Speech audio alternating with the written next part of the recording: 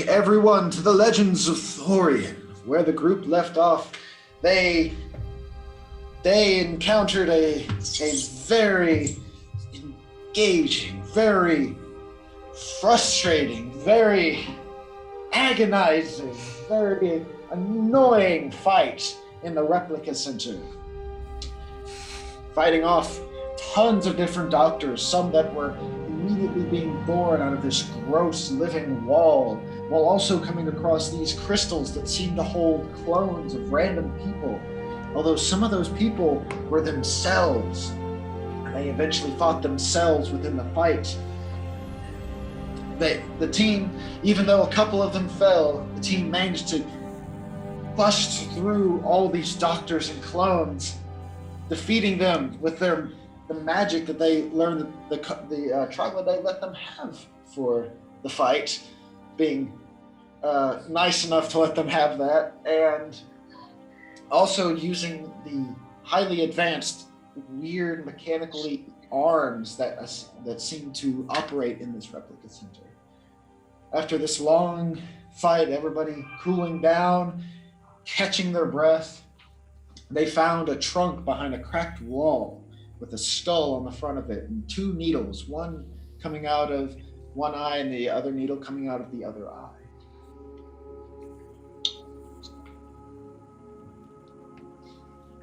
And that is where okay. We'll pick up. I will quickly. I assume I'm still on top of the catwalk where the red coat doctor was operating the arms. Yes, pretty much everybody's up there actually. To be honest, I think. Yeah. Oh, okay. Was Barry? Cool. Pretty much. Okay, cool. I'll reach into my side pouch and I'll pull out a potion of greater healing and give it to Casper. All right, you hand the potion of greater healing to Casper. Awesome. And I will use my last potion of common healing for myself. And that's all the potions of healing that I have. All right. Okay, well, I'm assuming we're no longer unconscious since the last one. No, I told you, like, during the fight, I let you guys wake up for the sake of what was going on. So where is this cracked wall with a chest in it? It is on the bottom floor behind some lockers. I would like to go to it. All right. You walk over. For the sake of it, do a strength check for me to push the lockers out of the way. What's your strength? What's your strength, Cody? Also, Strength modifier is +4. Okay, that's 20. You push the lockers out of the way, and you move parts of the wall and place them on the ground, and you see, like I said, this long trunk with a skull where a lock would be, and two needles coming out of its eyes. Also, DM, just to let you know, I'm also going to use this time to use my second wind to heal 1d10 plus 3. All right, cool. This looks like it might have something in it that could help me. I would like to investigate the trunk to see if I can open it. Investigate it. Go ahead. All right. Are we using my investigation? I mean, that would go with yours. I would assume that your investigation would go to All right. your. That's 12. 12.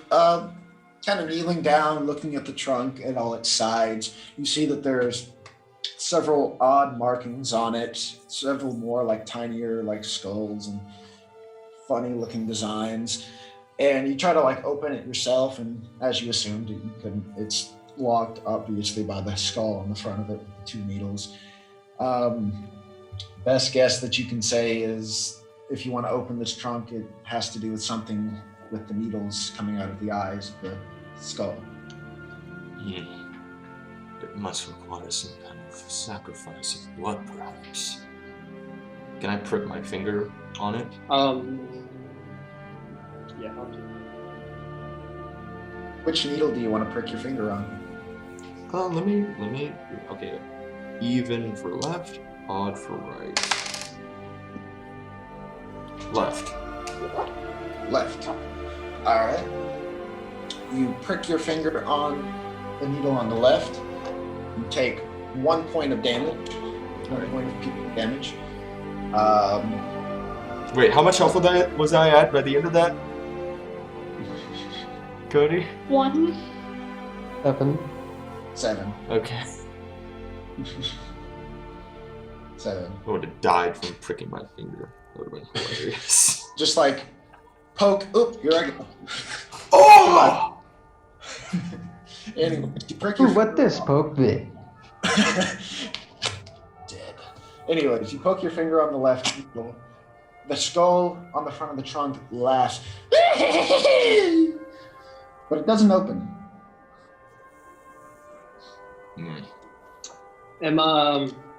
I see the chest, don't I? Are you downstairs? Are you on the floor? Like actually like walking around? Yeah, I figure I'd be down on the floor by now, picking up my arrows. Yeah, you can see the trunk by now, yeah.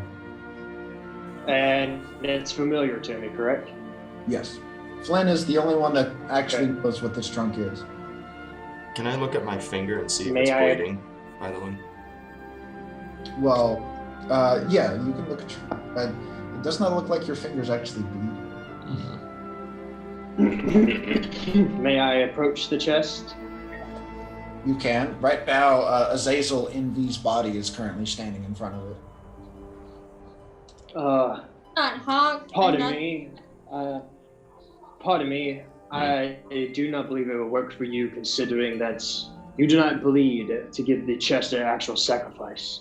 Casper, if you will, come here. Okay.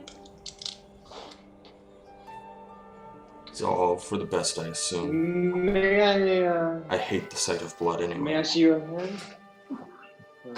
I understand. Casper, may I see your hand, Casper? Sure. Thank you. I take her hand gently and then shove it into the syringes, probably doing about, we'll do 5 points of damage. Wait, what? Are you poking them in the needles on the trunk?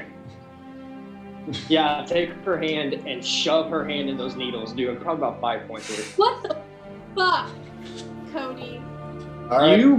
You might hate me now, but trust me, this chest is very peculiar, the sacrifice needed for anything that's worth You could opening. have just told me. I could have, but Flynn let's be honest. grabs Casper's hand, very nice, and like, just like, hey, can I see this? And then smacking her palm against both of the needles on this skull. You actually only take 3 points of piercing damage. Actually, only take 3. But as you do, the trunk laughs once more. What do you require? As the trunk opens up and just like light and steam pours out of it. Unusual. Chest, I require my spell book. It is not your blood that has been used. I am currently not within my own body. Unfortunately, The only one that I offer anything to is the one that gave me their blood. So, would you yes, an item, or would you like an improvement? Improvement? What does that mean? The trunk doesn't. basically the chest. Basically, from what I have understand my first time with counted with this, your certain skill set, whether your intellect of mind or power of body or the hardiness of your well-being, can be increased if you deem that. Or you could did as I did and say, no, I'm okay, I would rather have items I can kill things. And I apologize for shoving your hand in here. It's just, knowing you, I figured that would be the best approach than just telling you to just put your hand in needles, considering the place that we're in. So I am sorry. And I am sorry, I'm sorry, Azazel? Yes, you're in my friend's body. unfortunately, because you are in my friend's body, who technically does not have blood, the chest will not work for you. So you're at a loss, which I apologize. However, if you give me the chance, either me or my friend V, who's in your body, could have the chance to open the chest and get your spell book. It's an option. But continue, Casper. Get what you want. What do you want? An improvement or something of yours? I mean, I'd like my stuff. Do you want to get an item back? Yes. All right, I want you to roll a percentage die. This is where it gets tricky. Because it might not be your eye. First. But this is where it gets tricky. It might not be your item. It'll be one at random. Did you get some of somebody else's stuff, Cody? I did. Whose stuff did you get? Don't worry about it. Virgil. Yes. That is your name. I apologize if we have not been formally introduced, but I would much appreciate you to grab my spellbook for me, or If at I am least able to. use my blood.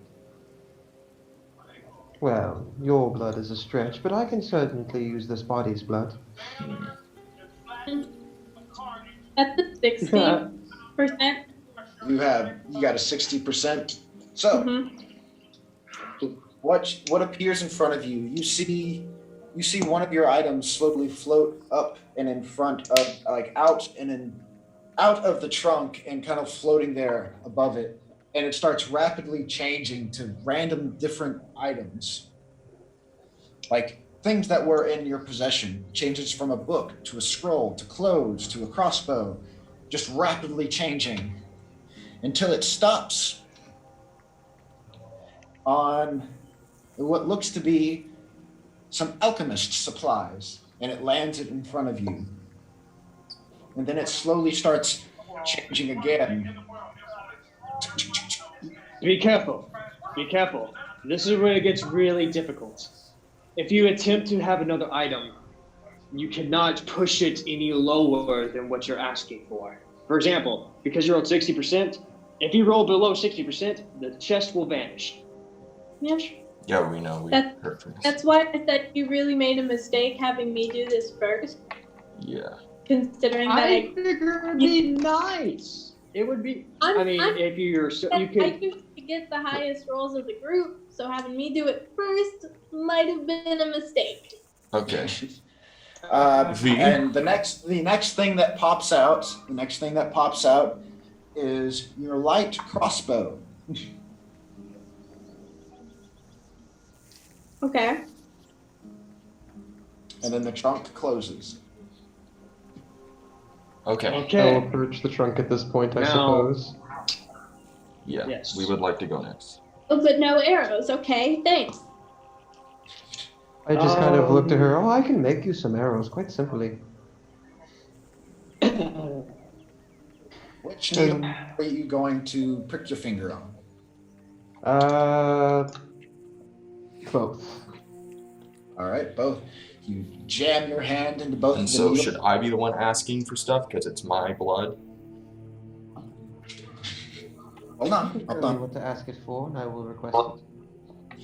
As you jam your hand in both the needles and take your hand out, the chest opens up and it says the same thing as it did before. What do you require? An item or an improvement? An item, specifically the spellbook of Azazel. Roll a percentage die.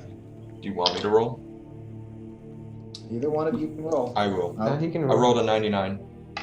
Oh, god damn it. You rolled a 99? Yep. Ooh. All right. Nice. All right. I'll go back real quick. So, that's the same thing for Casper. You see, as bits and items of Azazel start above the chest, rapidly changing to different things. And the first thing that pops out is a book. Lands right in front of you. I'll grab that real quick. No, not your book. Is it? It is your book. Yeah. It's your book. Okay. And I grab it. Mm-hmm. And it starts rapidly changing again. And then a mask appears and floats down and lands in front of you. It's your mask of dragons. Here, hold this for me as I hand it to V. Gladly, I hold it, inspecting it very closely. And during this, a few more things pop out. Some fine clothes pop out, a vial of blood, and one piece of chalk. Take all The of trunk closes. All right. So the clothes dropped out? Did I hear you correctly? The clothes, a vial of blood, and one piece of chalk, and then the trunk closes. All right, cover yourself and put some pants on. I don't need to see that. I look at my form. Ah, yes, that is a problem form. Yes. I get dressed immediately. I shall go next if you don't mind, and I will push my hand into not the one for items, but the ability. You guys have just been kind of jamming your hands in there. You don't know which one's ability and which one's items. Oh, well, I'll just shove my hand in both of them. Whatever. All right. Taking 3 points of piercing damage. Trunk opens again. Fine. And asks, 3 points of damage. What do you require? An item or an improvement? An improvement. I see only one thing that I can improve, but I'll do it. you see as the Michael Myers knife that you have slowly appear out of the trunk. I want you to Hey, son. What am I rolling? roll a percentage die. Yeah. Oh, 99. My God, you people are rolling really high today. Hell yeah. Not making me feel very good, but okay. Is the percentage thing different for each of us? Well, he's doing an improvement. He's not getting an item. That's different. Yeah. Find what to change. Where did I put that goddamn knife?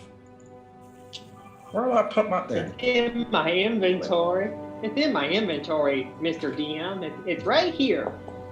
I know. Hold on. I'm trying to find. I'm holding on to it. Where's the fucking thingy that I was going to change about it? Ooh. Ooh. Where's the actual fucking... God damn it! There it is. Alright, so I'll of course change this later. Let me write down a note to remind myself to do that.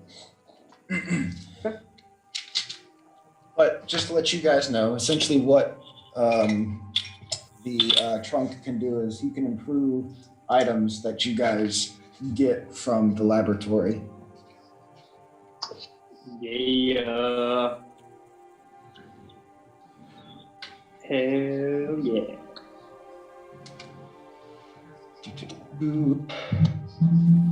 Yep.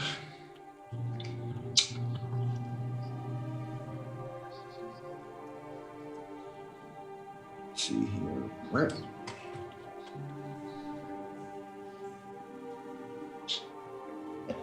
can't fucking find. Okay. Well, the actual thing on it is as it was before. When you use this weapon, you are immune to being frightened or charmed. And now, whenever you roll a 19 or 20 on your attack roll with this magic weapon, the target now takes an extra 7 damage on the weapon's type. So now it's a 19 or 20. Oh, yes! Awesome sauce. Well, it's actually not 7. take Sorry, I need to change that. It's not 7. It's actually double that. So now it's not double. Sorry. 14? Oh. No, it's 10. It's 10, not 10? double. It's 10? just 10. That's still 3 points of extra damage. Hell yeah. Thank you, magical chest. Hell fuck yeah. Sweet. After I get this, it's a long shot, but I'm going to do it anyway. After I get this, I'm going to do it again. All right, you jam Another test. You jam your I hand. mean, I've been rolling pretty good.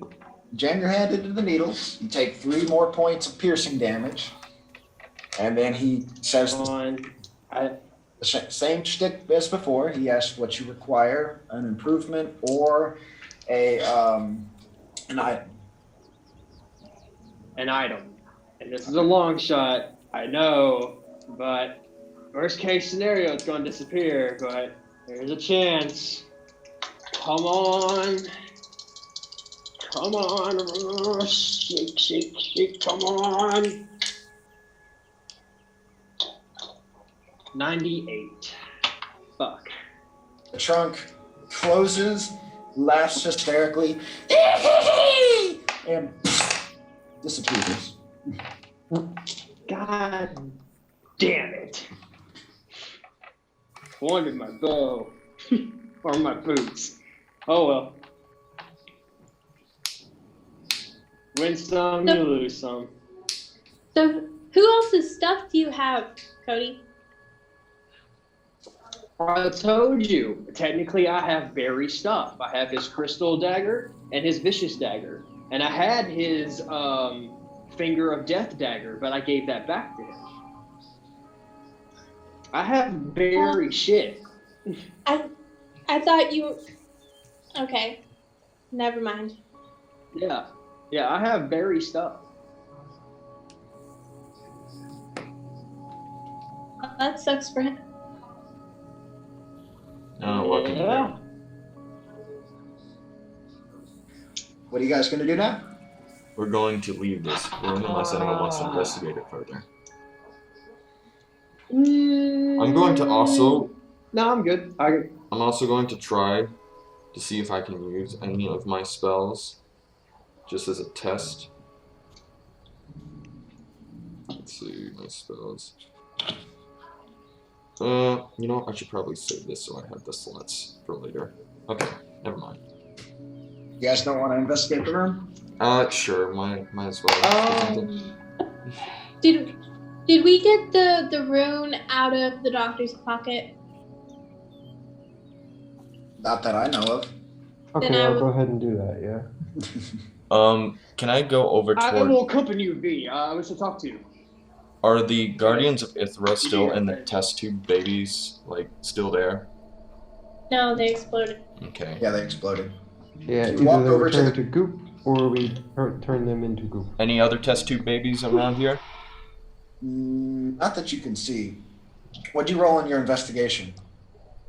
Not high enough. It wasn't a 1, but it was not high enough. What'd you get? That's right.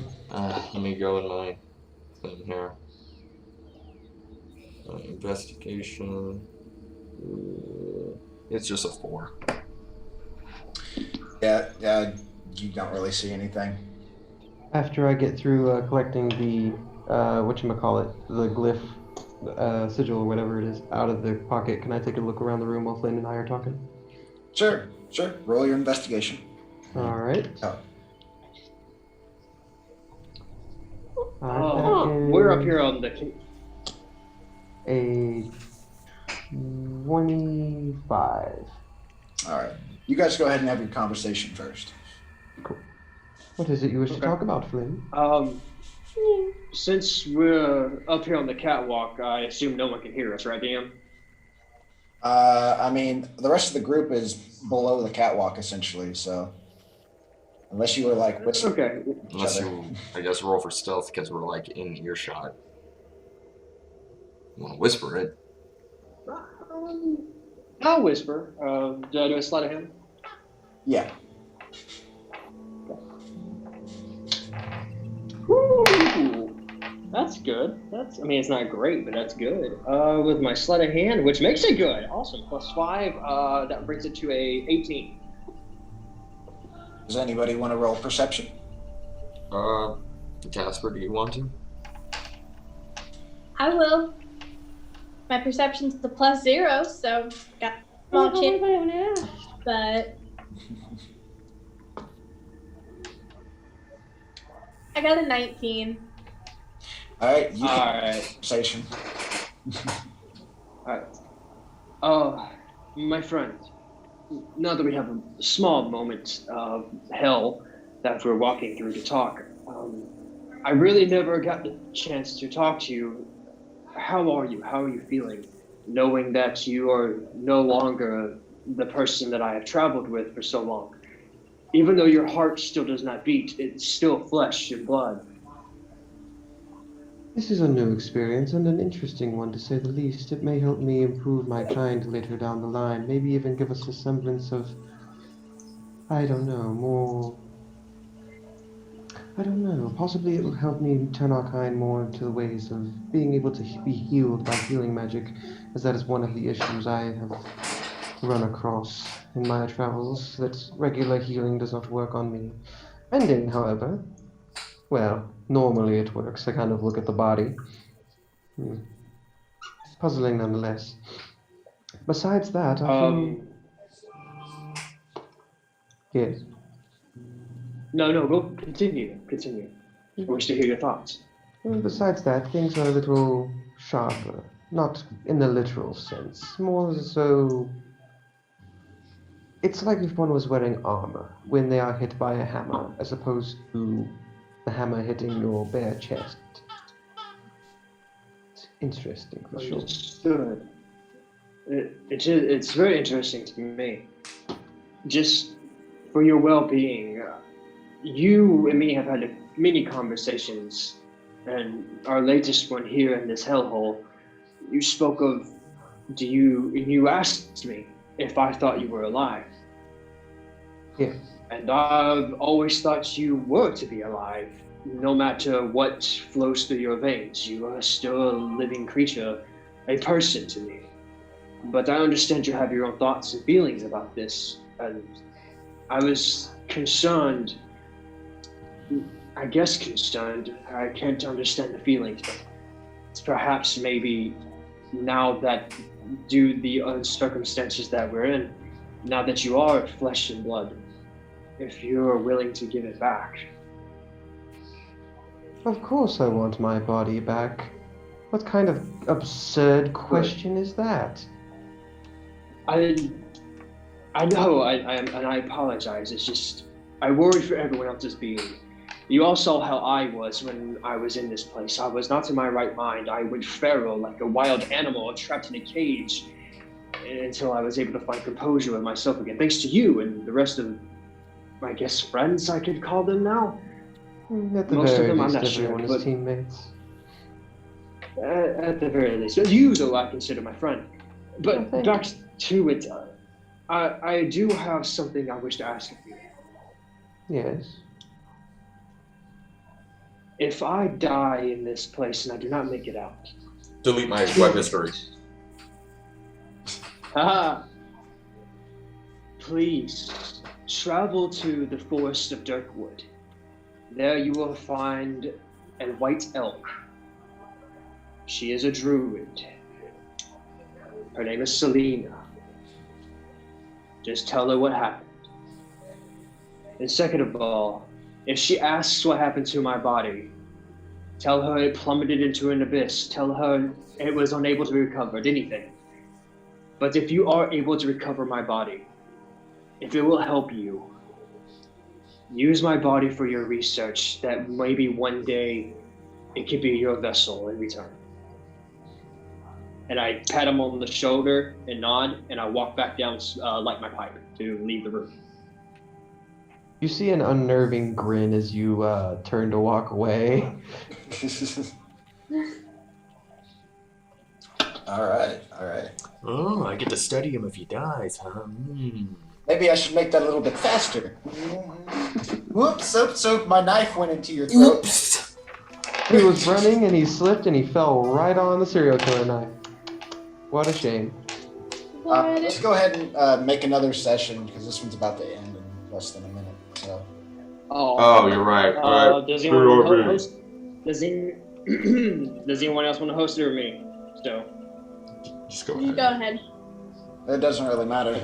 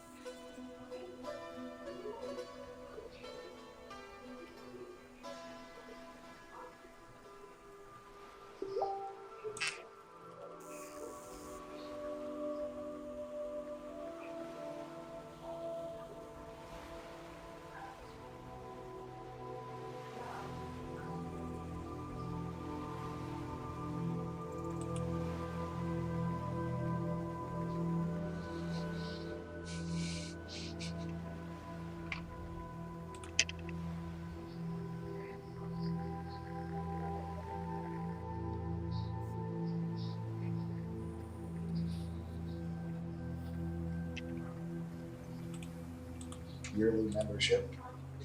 Where do I find that? It's on the website somewhere. I don't know. I'll figure it out later. Continue. All right, we're back. All right. Pull this back up. All right. So with the 25 in investigation that you got, looking through all the lockers and all the cabinets. I'll start with the lockers first. Looking through them, you find the usual stuff: doctor's coats, gloves, more tubing. Find some goggles. You find books on biology and anatomy. One of the lockers that you actually walk across has a fuse in it, and with a little note next to the fuse saying, "This fuse will be for the brain swapping machine." The other one seems to be old and defective.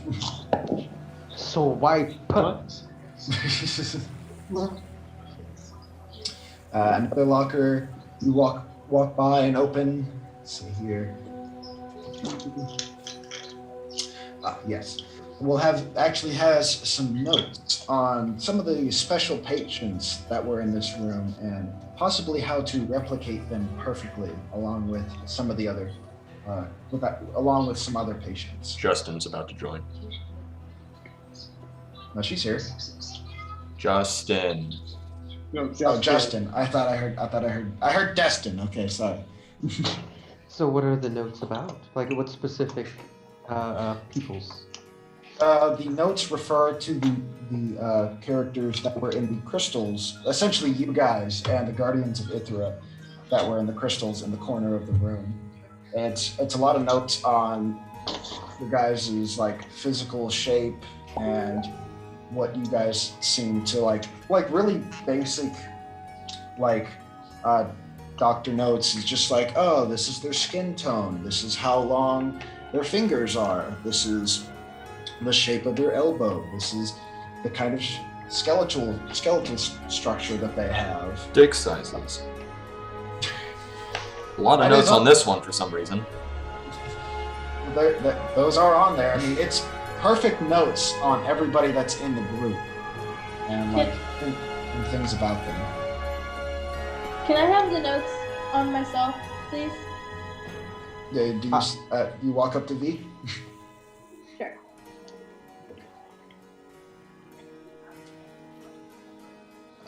Do you want to hand her the notes on Casper, V? I will look through the notes on Casper real quick, not looking for any particular thing, just anything of interest. Like I'm not. Can I look at some of these notes? Steal her.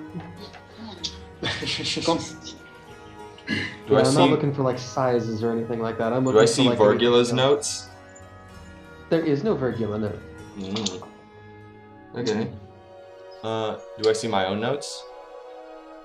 There are notes on Azazel, and I will say, like I said, V, you're giving her the Casper's notes, correct? After I've looked through them for anything, after I've looked through everyone's notes for anything that like stands out, then I'll hand them off to the proper people. The only things that you see that definitely stand out to you is a sheet with the name. It's doesn't look like it's been filled out completely yet, and it looks like some stuff has been either torn off or erased, but there is one that just says Joshua on it. I just kind of stare at that one for a minute, fold it up, and walk over to my body and say, "This is for my eyes. Do not look at it." I have put your it away eyes. in one of my pockets. Hey, I have your eyes. Alright? My eyes with my brain behind them, you know precisely what I meant. On a more pleasant note, I hold up the fuse. I believe we can trade our bodies back. No. I don't think so. I narrow my eyes. What do you mean you do not think so? I do not want to go back to living a life filled with evil. Do I hear this? I don't know. You just kind of I said. hear. I know Casper hears it. Casper's right near there. Well, I haven't left the room yet. I mean, Virgula just handed me my sheet of paper. I guess you do hear it then. If I hear it, then I draw my bow, aiming it at Azazel's in Virgula's body. Go ahead. Kill that body. No, no one has to get their panties in a knot. If you simply want a body that is not this one, that can be arranged. There are plenty of bug people and other individuals around here not making proper use of their bodies due to their mental state. We can swap your brain with someone else's body and then eliminate that individual in this body to make things easier on you and to expel the world of this thing you seem to hate so much. It wouldn't work. I would advise you to take it. It wouldn't work anyway. The other me has already made preparations for such an outcome. Well then, what's the point of making me suffer in this body? You don't understand. If I go back in that body, there's no telling who I might kill in the future. And I narrow my eyes and look at him dead in the face. And there's no telling whom I might kill in the future, how many hundreds of thousands I may turn into slaves, how many hundreds of thousands I may turn into cattle. No matter what, I am still an eternal being in this body, and that gives me ample time to experiment and twist the lives of many, many more than you could in this body. Do you really want me to have this body and turn into something worse than our current captor? It's already happening to you. I can see it in your eyes. Exactly. So do you really That want voice me to keep this? in the back of your head. The voice that turns good men cruel, and bad men evil, and evil men into monsters. Oh, I can see it inside of you. Precisely. So why don't we cure this? You know how to deal with this sort of body. You know how to keep it at bay. You know how to deal with this nagging, annoying feeling in the back of one's mind and the bottom of one's heart. So, I ask you, would you rather be the hero and save the world from me and anybody else who may become in possession of this body, or would you rather be the villain and let me, not only let, be an accomplice to me wreaking havoc upon the land? Or if you wish, I could just obliterate them right here for you. You could then repair yourself and return your mind into your original body. I'm not sure if that would work. And Again, besides, I narrow it my wouldn't. eyes at him. It wouldn't work. I just... Fine. I just don't want to kill anyone anymore. Let's do it. Well, if that's the case, once we swap you over, we can take several grand precautions as far as locking you away. Sorry, Jacob. By the way, what is this other you that you speak of as we're going to the mind swap booth? Azazel Belmont. I'll walk behind them. But Yes, what hold other on. you, though? before you guys walk out of the room, I'll need to tell you what's in the cabinets, because I didn't tell you what's in the cabinets.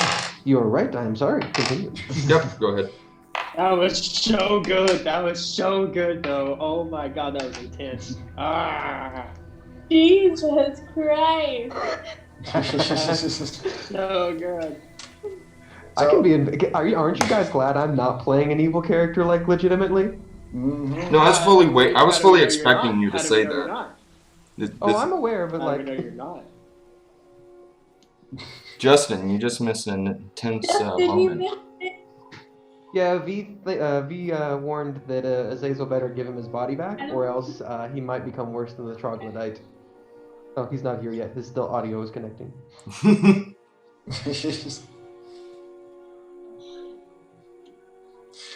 Well, I'll tell you what's in the cabinets real quick. There is lots of blank pieces of paper, empty books. There's a note with another elevator code on it. Several empty jars and a few other jars that are filled with assorted organs. And then there's a few other jars filled with different kinds of creature fetuses in them. You find another cabinet that seems to be filled with a lot of like sugar pills and then other forms of real medication. Taking the real medication. Take those. Taking the sugar pills as well. Taking as many of the organs as I can comfortably carry, and putting all that on my body instead of this body. I made a makeshift bag last session so I could carry some stuff. That's true, she did.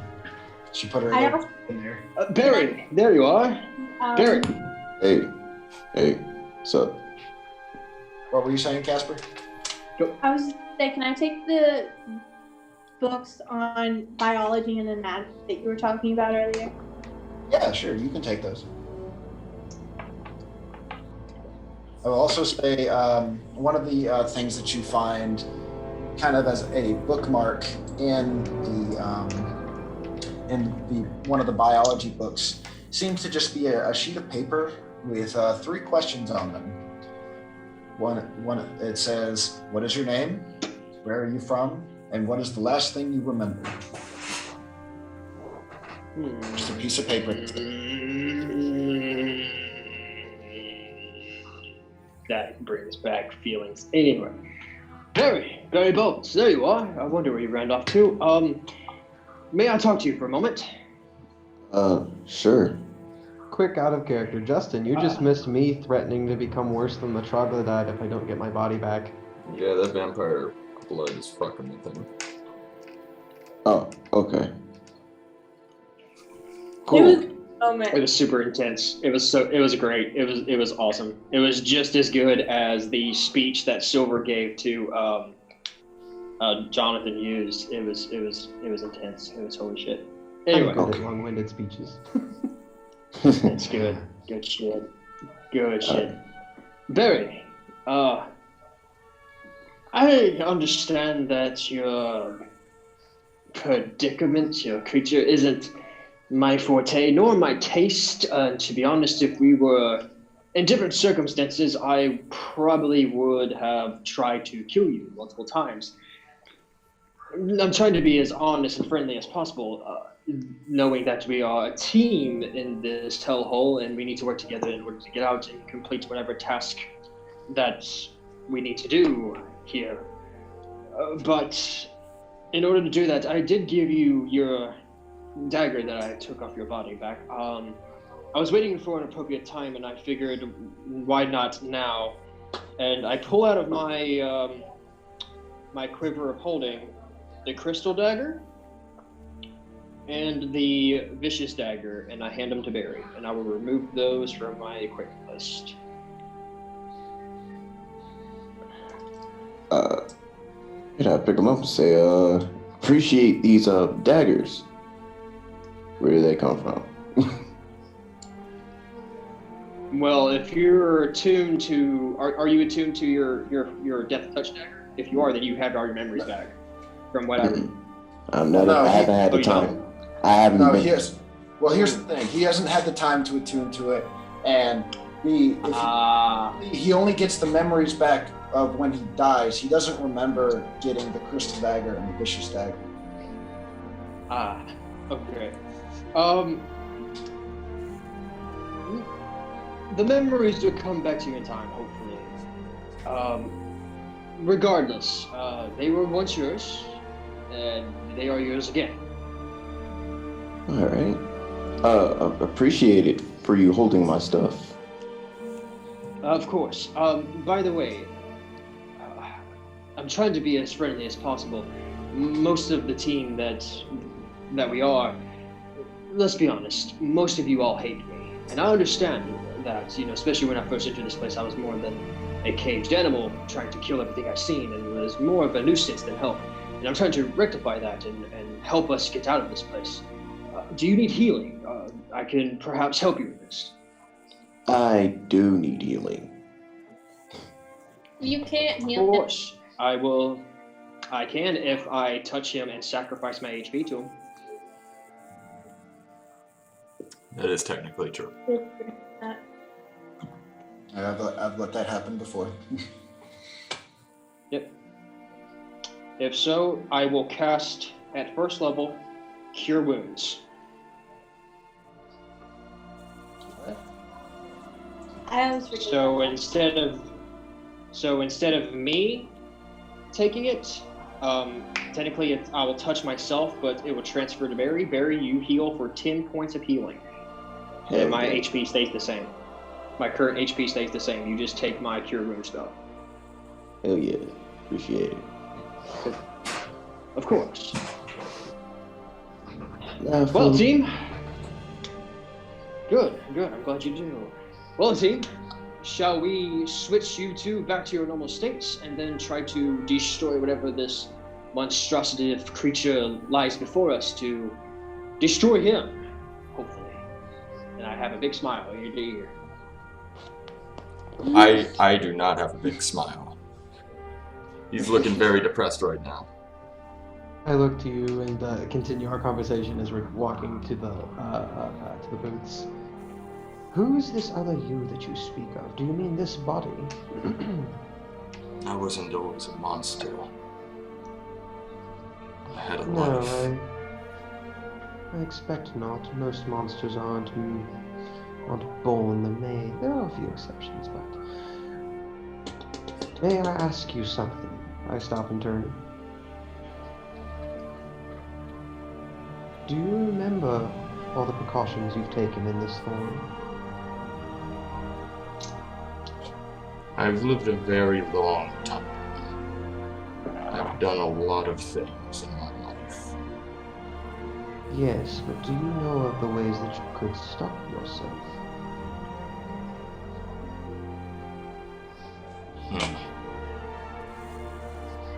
Tell us all now while you're free of this annoying gnat in the back of the mind. And potentially we can help you stop yourself. Azazel Belmont gave his heart to the beholder. Should he die,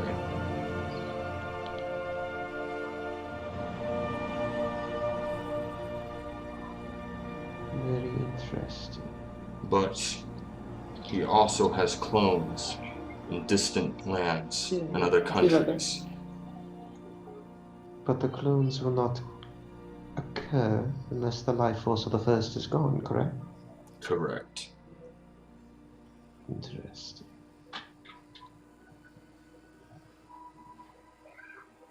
Very well.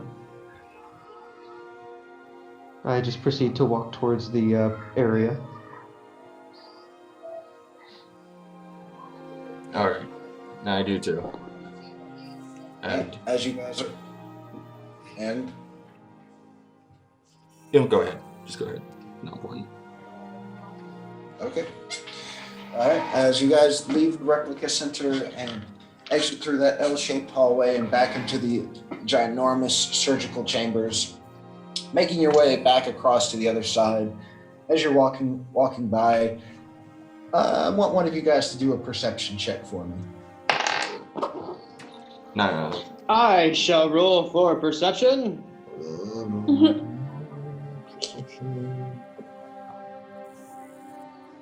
Woo, awesome. 21. 23. 23. 15, big numbers. All right. Well, Flynn and Azazel and his body see this first. I got a 19. They still see it first. No. Anyways, looking over near the door where the first door that you guys opened when you came into came onto the second floor, which leads to that leads to the secret chambers. You see, of course, it's still open, but you see Tina kind of sitting on it and kicking her feet. There she is. I immediately stealth. What? Cody. I walk over to I Tina. immediately stealth. I do the exact same thing. Okay, both of you guys roll stealth. 26. Okay. 26. Okay. I got a nat 20. Okay. You guys both super stealthy.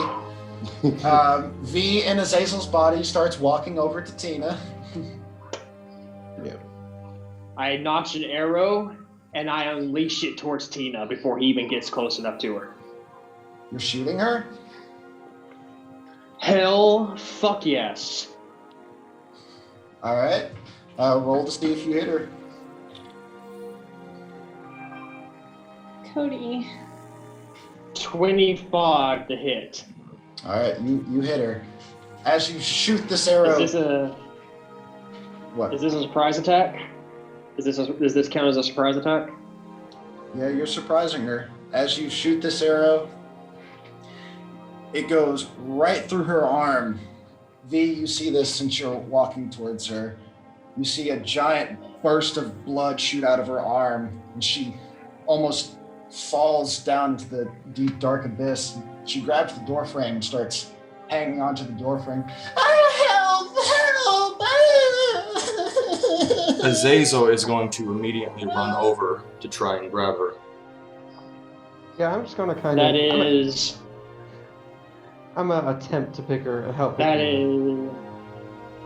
That is 13 points of piercing damage and 4 points of force damage because my Zephyr Strike is still up, bringing it to a grand total of 16 points of piercing damage. Oh, that's a lot of damage. All right, and she is just a little girl. Actually, she wouldn't even be able to hold on to the door frame. She'd be falling. I guess me and him are trying to catch her then before she falls too far. Yeah, I want either both of you can roll a sleight of hand, or one of you can do it at advantage. You do it at advantage.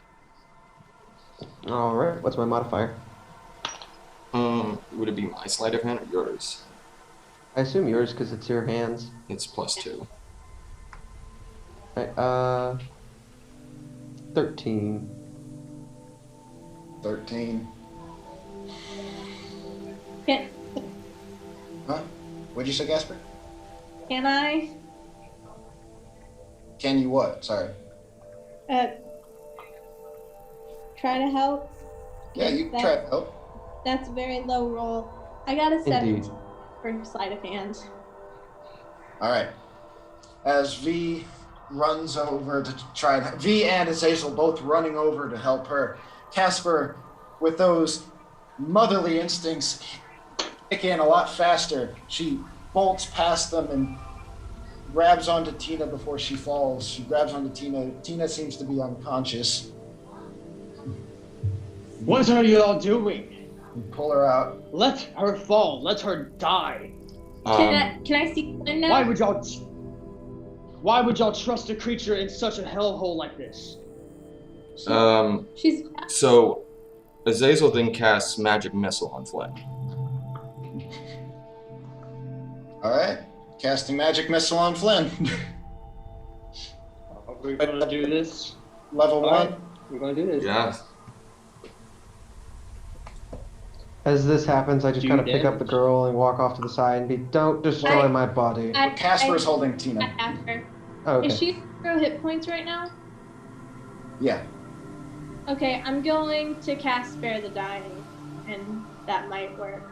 I don't know if she's technically alive. All right. You cast Spare the Dying on her. And what exactly does that do again? Let me check. Stabilize. Stabilizes it's, creature, but it has no effect. Stabilizes. Oh, okay. Yeah. Yep. As you cast that, Uh, you slowly start to see her breathe. She's still, like, her eyes are still closed, but you can see her start to breathe again. how much damage did I take there, Azazel? Let me check. Only 2 points of damage from that, since it's at level 1. Alright, 2 points of damage. After I get hit with these 2 darts of magic energy, I turn and crack my neck. You do not understand, do you? All I see in front of me is another monster. Monster. A monster. You are the one who's willing to sacrifice yourself and save a pathetic creature inside this hellhole. And you see me as nothing more than an enemy. So be it. And I will knock an arrow one last chance before I destroy this so-called body you're in. How about we all stop right there? Listen, I know things are tense. No, Flynn, you're right. We cannot trust this creature. She may look like a little girl, she may act like a little girl, but there's no telling what she actually is. However, allies are hard to come by in this place, and if we have anyone who can tell us anything about this place, we need to keep them alive, at the very least, so we can continue to pick their brain about what they know. So, how about we all agree that if this creature ever shows its true intentions to be negative, then we kill it. However, if this creature proves to be a creature of mere innocence who's been mutated beyond measure, but otherwise has no ill intent towards us, then we leave it be and leave it alive. But every creature here is a mutation. Even ourselves. We just fought our own selves here, Regula. Barry, if you Yes. could hear me, you must agree with me. In the shadows, I just do a mini thumbs up that no one can see. Yes, Finn, but we need the information the creature has. If it shows itself to be a problem, we'll deal with it then. Currently, yes, everything in here is a mutation. And I'm not saying that she's not just a simple little girl. I'm saying she might have been that at some time. She may have been mutated beyond measure. That does not change if she is a little girl or not. If it proves that its intentions are negative, we will kill it. I will be the first one to throw the ball. But we must keep any advantage we have in this place alive.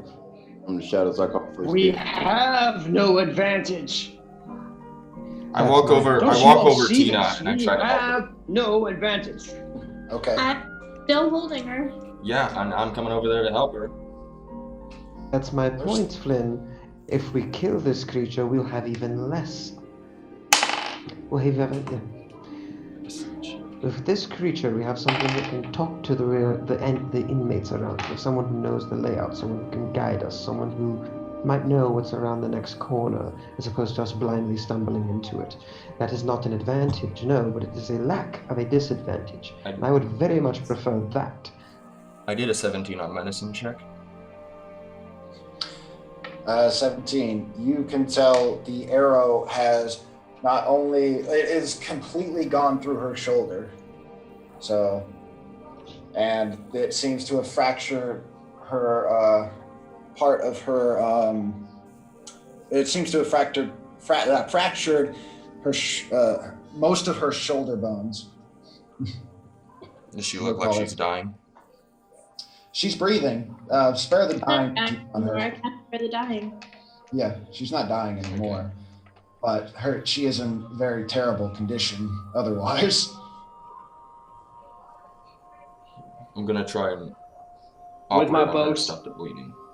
With my bow still up and my arrow pulled back, I take a deep sigh and slowly unbend my bowstring and put my arrow back in my quiver and walk up to V in Azazel's body and look at him. This is on you. I'm fine with that. Honestly, if you were able to take this creature out with one shot, and it does prove to be malicious in intent, then we can take care of it quite simply. But for now, having something that can help us is better than having nothing. Barry, wherever you are, I fully give everyone here permission to kill this creature, if and when it shows its true colors to be negative. But until such time. I walk past the Casper and Azazel and the child down the hallway and just lean up against the wall. Have my bow still in my hand and the arrow in my other hand just in case, but waiting. All right.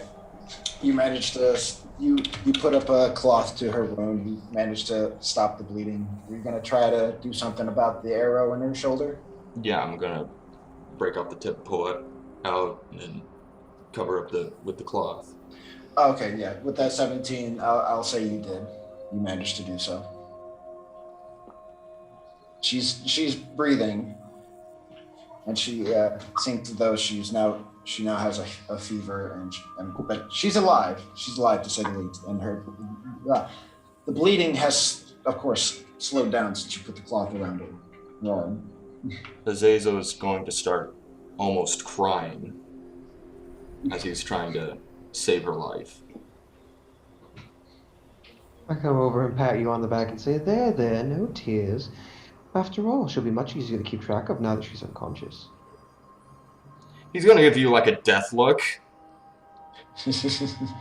And then go back to working on Tina. Alright. I mean, it's right. Yeah, you guys can keep track of her a lot better. I look to Casper. Do not put that one down unless we absolutely have to. Stick me with the fucking kid again, okay. No, we can't do Yeah. that. She needs to rest. That's often I turn. She She can't can rest be. just as easily. She can't be moving around too much. She's almost dead.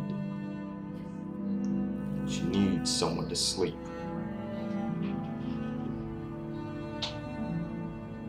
I prefer to keep this one in eyesight. However, if you really I'm want to... not comfortable with leaving an unconscious kid just laying on the floor somewhere. If you really I am want to- perfectly fine with it. Blame nobody asked. If you really want to take her with if you really want her to lay down properly and get some rest, I'm sure one of those doctors back there wouldn't mind sparing their coats to make a small hammock for the girl so that she can rest with relatively little movement while we take her around the place. Maybe even make her into a bit of a backpack to make sure she doesn't move too much. Wrap her in a bundle like a little caterpillar. You could. Do you guys want to do that? Yeah. I was looking for a spell that could help her, but it's not until higher levels.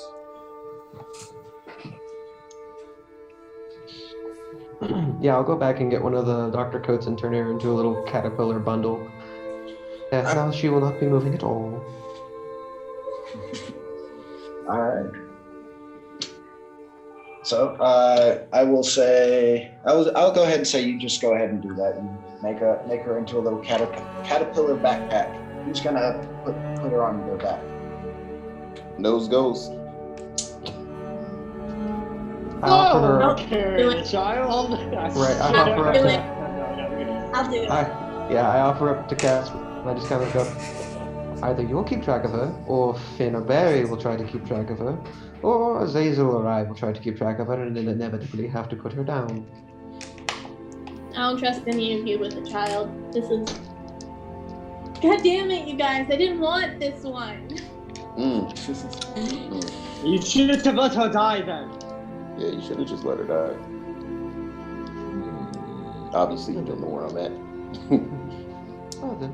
Here you I are. don't know. You're talking, and it's a big room. It's a big empty room. You talk to Jacob on that one. Might I recommend keeping her on the front half of your body just in case Barry gets an idea? Damn. And then I'll continue on our way to the brain swap machine. Man, this is a long walk. It is a bit of a trek. But anyways, you guys, of course, walk back through the second special containment. And then... No, not now. Why is it raining? Why is it fucking raining? Continue. I'm having a moment. I know, I saw it was raining over at my place earlier, except it wasn't bad. Wait, it was raining earlier? Just a little bit, like a sprinkle. That's why I was sleeping so hard. Alright. And you guys, of course, walk through Special Containment 2 and down the hallway to the psychological testing tube. As you guys make it in there, you guys find the brain swapping device still on the table, still smoking a little bit. And you still see a few dead doctor bodies and the pile of goo left by the executioner. Before we go any further, let's switch over to the other center. Agreed. Yeah. Yeah, Justin.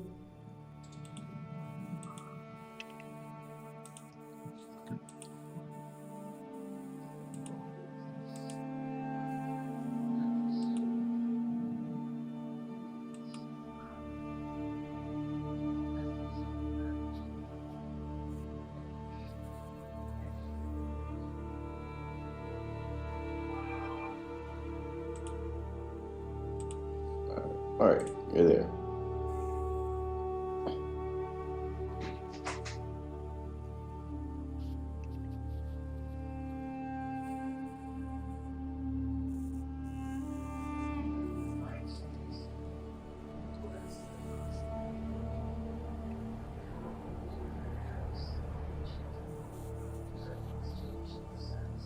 There he is.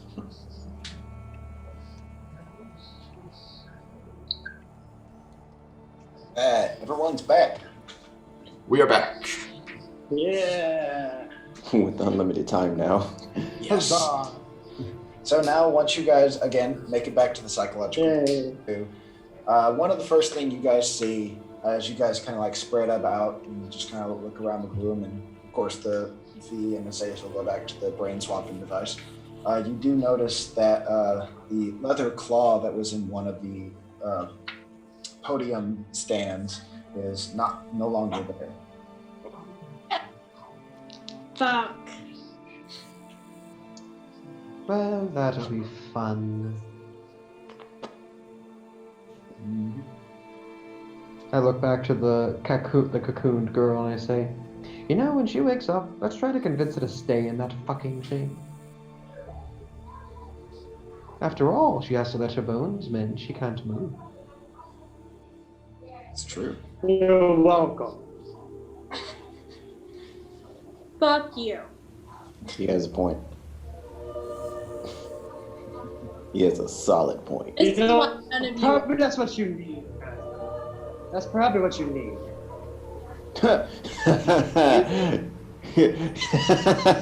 Oh my god, that was funny. I forgot about And I bow out of the conversation and start trying to fix the machine. Yeah, we want to hurry up on that. With the fuse in your hand, I want you to go ahead and do an intelligence check for me, and you can add your proficiency along with it. Cool. I'm doing this in character, by the way. I'm not being an asshole. How to make Destin hate a character more than Azazel Belmont 101. For children. Shit was funny. That shit was so funny. That is a 22. All right. With the new fuse that you have and fixing it all up, making sure everything is connected. We're taking out the old broken and pretty much exploded fuse and replacing it with a new one, readjusting everything, putting the side that fell off back on. Everything. It seems like it's working again. The line that is either wavy or straight, depending on how you turn the knob, seems to be moving again. Awesome. I will use prestidigitation to pop up a piece of paper and immediately scribble down all the instructions and put it down on the console and say, just in case. You did a very good job last time, I assume, but just in case. All right. So you guys both grab both ends. And then I say the final words. I am truly sorry for whatever I may do in the future. Before we turn, where are those clones kept? I don't know. Very well, flip the switches. All right. Pull the lever, Kronk. You're the one pulling the lever. You did it last time. Oh, dang. Yeah, that would be you, Kronk. Crap, who was he? Kronk is a cool character. I don't care. Anyways. Oh yeah, I fucking love Kronk. Yeah. He's the best. Yeah. Yes, he is. I would legitimately be My friends with face Kronk was- if I knew him. Poison, All right. poison for Kuska. Poison for Cusco. Cusco's poison. Anyways, V, since V was nice enough to leave you some instructions on how to operate the device before actually doing everything, you successfully turn it on, turn the knobs just so that way both of the lines are both waving at the right frequency. You do everything correctly, and as it goes on, you see a little bit of a flash, and V and Azazel both land on the floor. You both slowly start opening your eyes and waking back up and looking down to make sure you are in your own bodies again. Are we? Yes, you are in your body.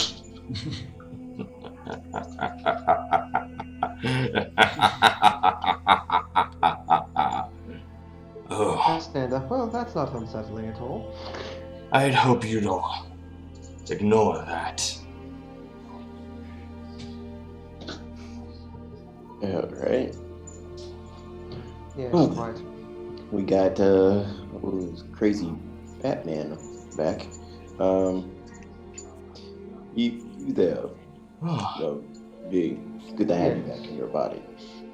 Oh yes, I'm quite happy to be back in my body. A work of art. Zazel's Indeed, it is very well to see you back Yes. in yourself again. I'm just glad to be rid of that other version of me. Yeah. Good. We shall never speak of this again. That sounds Speak good of to me. what? Of course not. I don't know what you're talking about. You No, meant to sign the. I do believe we have the codes to the elevator, so shall we approach and get the hell off this floor to the next? Have we explored every room? You have not. Ah, I There's will still- point. There's still the room that leads to the sleeping chambers. I will point that out and say, we should probably go check that out. I have a feeling, since we've explored every other room, unless he's doubled back on us, our burned friend with the glove will be waiting for us. Based on his dossier, Very well. I think he may have a particular interest in slumbering individuals. DM, question. Has it been an hour yet? It has been about. Yes, it's been about an hour. Yes. Alright, I'm just making sure so I can keep track of my Zephyr Strike. I will not cast again. I will just leave it down for right now. How many times would you say that I can cast Mending in between now and when we get to the room? You can cast it as many times as you want, man. Dope, I'm back up to full health. If anyone asks, I am using healing spells. Hit me. Oh, Hit me with it. V, you are quite the interesting fellow. I Aren't had I? no idea. I You're tell V to hit me with so some healing special. spells. Oh yes, healing spells. Of course. Or some mending, I don't give a damn. Hit me with it. I look to him. I'm afraid I don't think regular healing magic works on you any better than it does Azazel. Though I could heal Flynn, and Flynn could transfer the healing to you like he did previously. Give a damn. Hit me. Very well. Flynn. If you wish to heal me so I can heal my companion, then yes. Very well then. Let the daisy chain begin. Very well. How much Alright. HP you want to give me? What are your hit points currently at, Justin? I am Kurt. Oh, go ahead, Justin. Sorry. I am at 48 out of 140. Alright. Flynn, how many are you at? I am currently at 111 to 156. Okay, yeah, all this is going to Barry. I will cast Cure Wounds twice at first level. So that's 2d4 plus 8. Nope. Or 2d8 plus 4. Or 2d8 plus 8. Words. Blah. Words, math, science. What do you have? D&D. Right? Let's see here. That's 15 hit points. Okay. Which I will then transfer over to Barry, so my HP stays the same, but Barry gets 15. Destin, are you mad at me? Please don't be mad at me. I'm sorry if I hurt your feelings a while ago. I was That shit was funny. not personal. I do think she's upset that she's stuck with the kid again. Yeah, but to be fair, like, she was the only one she trusted anyway, so it was an inevitable outcome, and if she wants the kid to live. Tina liked Azazel too. Yeah, but I wasn't in my body at the time, and I don't think Destin's gonna hand her over to me now. No. You did nice things for her on the first floor too. I know. I'm talking about. I don't think Destin's gonna trust me with it. Yeah. Okay, yeah, that's fair. I scared her by mistake. Just trying to make a Cookie Monster reference. Destin, don't be mad Yes, at me. Cookie Monster. Look, Destin. that comment you made was funny as hell. Destin. Like, I tried not to laugh, but it was too funny. I know. I'm sorry. I was She a better not be character, asleep. Destin. She could just be going to use the bathroom. That's true. She's probably in the bathroom, actually.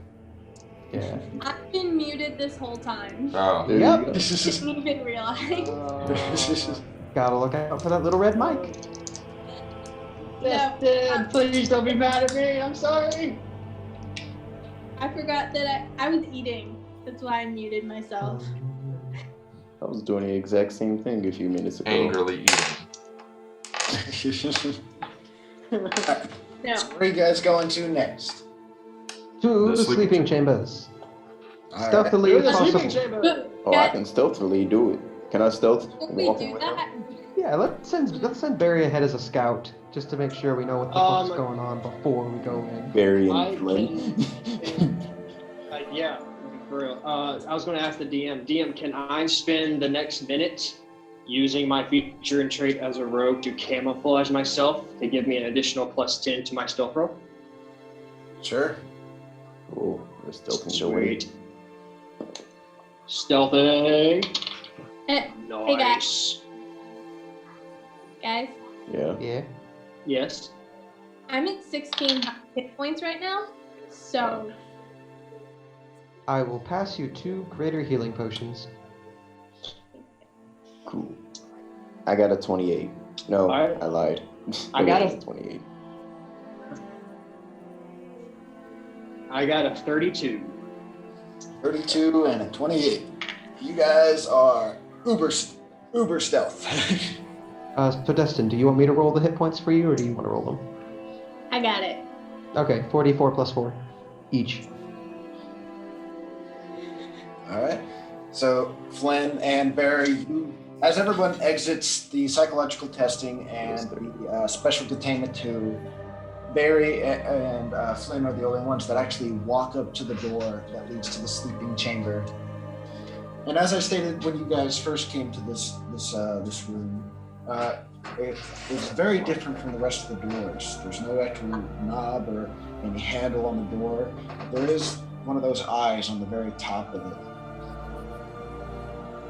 It doesn't look down at you at all, since you guys are stealthy. Yeah, someone's gonna have to unstealth to open the door and then re-stealth. I can just walk up to it. And then run I away. look at Barry. Me and Barry both understand Thieves' Cant. So in Thieves' Cant, I do sign language in Thieves' Cant for boulder parchment shears. See who unstealths. Okay. Like rock, paper, Those two of you roll a d4. Whoever gets the higher is the winner and does not have to unstealth. Exactly. Alright, I'm down for that. I rolled on D4. I got a 3. Damn it. I got a 2. Alright, fine. I go. Shears cuts. Boulder crushes shears. Oh, man. You snap off a finger, he unstealths. Damn it! Alright. Alright. You unstealth. And as you unstealth, the eye above the door opens up and looks down at you. Kind of looks at you for a second. And then closes back up. And the door does not budge open. You don't have the runes. Eat. Well, And Thieves' Cant, I sign in Thieves' Cant to Barry. Go get the fucking ruins, dude. Or I could just said it out loud because I can see him now. Yeah. Everyone can see Justin now. oh. Fuck. How does it feel, Justin, knowing that everyone can see you? I turn around and thrust my hips like I'm humping Like the a air. bad bitch. How about that? Yeah. I start throwing that ass back. How about that? Anyways. You don't have one. Exactly. Anyways. I go get the ruins. Alright. And, After the ruins, you mean? well, hell, I go get what I need. Put it that way. Well, as far as I remember, I know Azazel had one, and then V had 2 of them. Well, I tell them to give it to me or give it to one of you guys. I don't really care. I'll Alright. ask Azazel for his. Very well. I shall give you my ruin. I hand him the I can ruin. open up the door. I can open up the door. The two of you can stealth in. That way, we don't have to worry about being seen by the majority of things. Cool, back to stealth. That's exactly what I'm doing. Rolling for stealth. Yep, got a higher roll this time. 30. Alright, now we have a 30 and a 32. So, V, having all the rooms, walks up in front of the door. The eye opens once again, looks down at V, and the actual iris on the eye turns into a deep dark green, and then looks back up and closes. And you see the door, it just kind of like falls backwards onto the ground.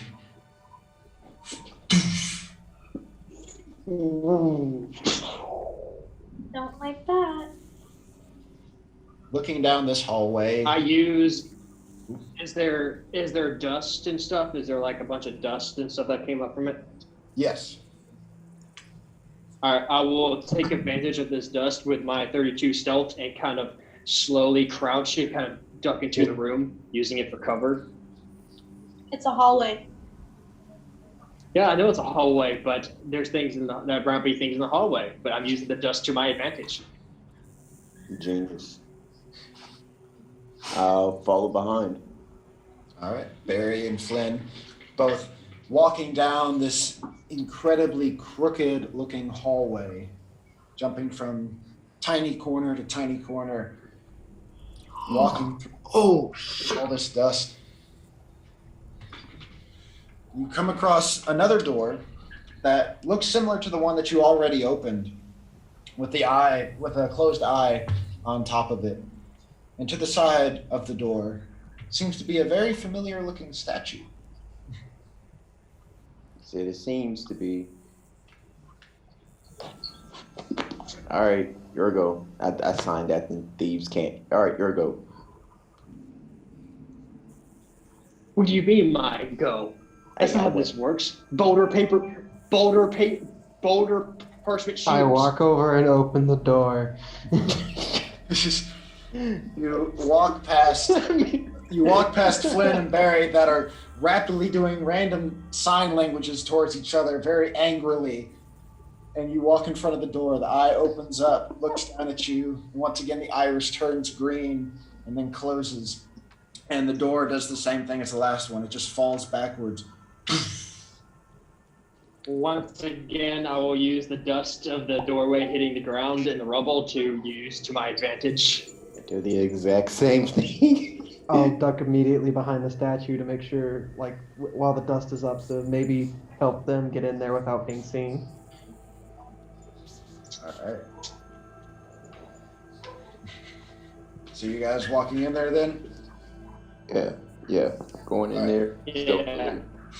So, as you walk into this room, it's not huge, but it's pretty big. The first things that you see is a few stairs leading up to a very small raised platform. Around the room, do a perception check for me, so I can better explain it to you. I'm not gonna give you the. So where are we? Like, are they going into the room, and where? I guess me and Destin are just out here. Yeah, you and You Dustin. guys are out behind where the hallway is. I am in the hallway hiding behind the statue, and they're in the room. Can I do something real quick? While they're in there, I'm going to pull out the Joshua Ratwell sheet that V left in my pocket. No, I left it in my pocket specifically. You said... No, he gave it to your body. Yeah, he gave it to his body. Yeah. In his pocket. I said I'm putting this in my pocket. Because when you said my pocket, I assumed you meant your body, the body you were in. No, I specifically didn't want actual Azazel to get a hold of this, so I was like, I'm going to put this in my pocket, and hopefully he won't read it because he's in a right mind right now. Well, it's true. 26. It's true. That version wouldn't have been. I got an 18. All right, Flynn, you see all of this and more. Barry, you see pretty much all the same stuff too.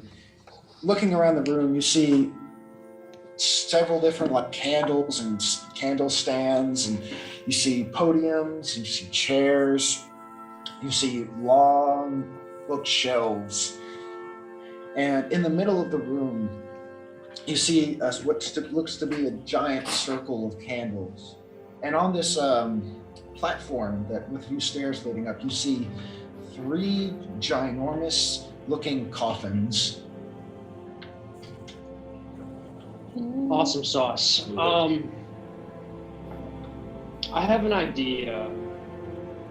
You all of you except for Barry is probably not going to like this, but I have an idea. I look towards Barry and I use my thieves' cant sign language to tell him, I got you, bro. Do your thing. And I'll turn to the room and I'll use my cantrip Druidcraft to make a gust of wind to blow out all the candles.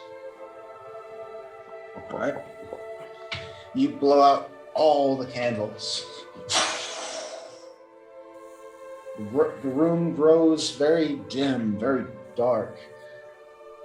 There seems to be very little light in this room now.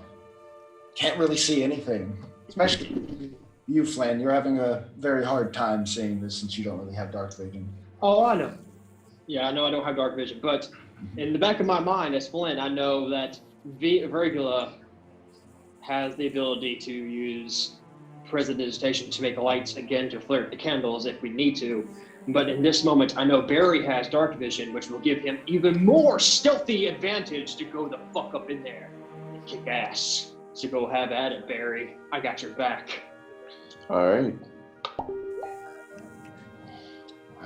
Before he goes,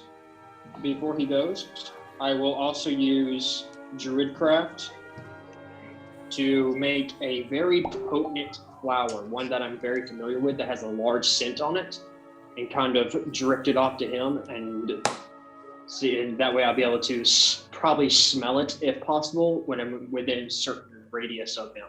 That way I can tell where I'm at in the room. Okay.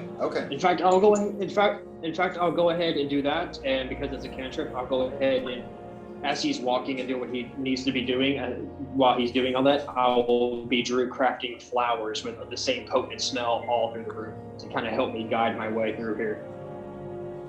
All right. Just in case there's no light. Yeah, there's not really any light. By the way, Barry, you get handed this flower, and I'm assuming you just start kind of like hiding behind some of the bookshelves and under some tables and behind chairs. Yeah. All right. Flynn, as you kind of start feeling your way around this room, saying like, all right, okay, shit's about to go down. Where's it going down? No. I'm not entering the room. I'm staying where I'm at in the entryway. I give him a flower, and as Barry is stealthing and walking in there to see what's up, I am constantly crafting flowers and vines and roots throughout the room to kind of help guide my way through here, just in case there is no light later when shit goes down. Okay, I thought you said you were walking in there. Okay. So No, not yet. All right.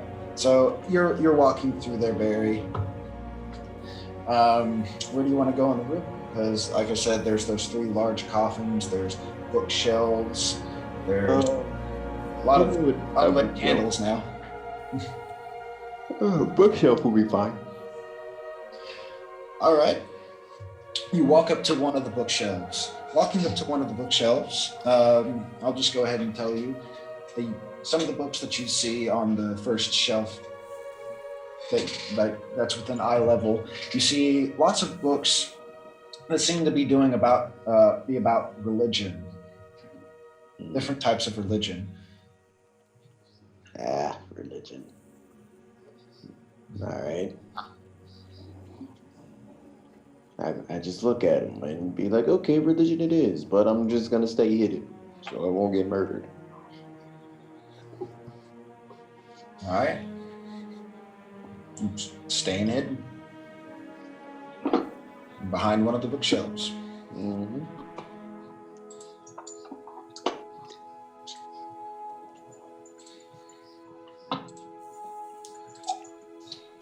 All right. Let's do it.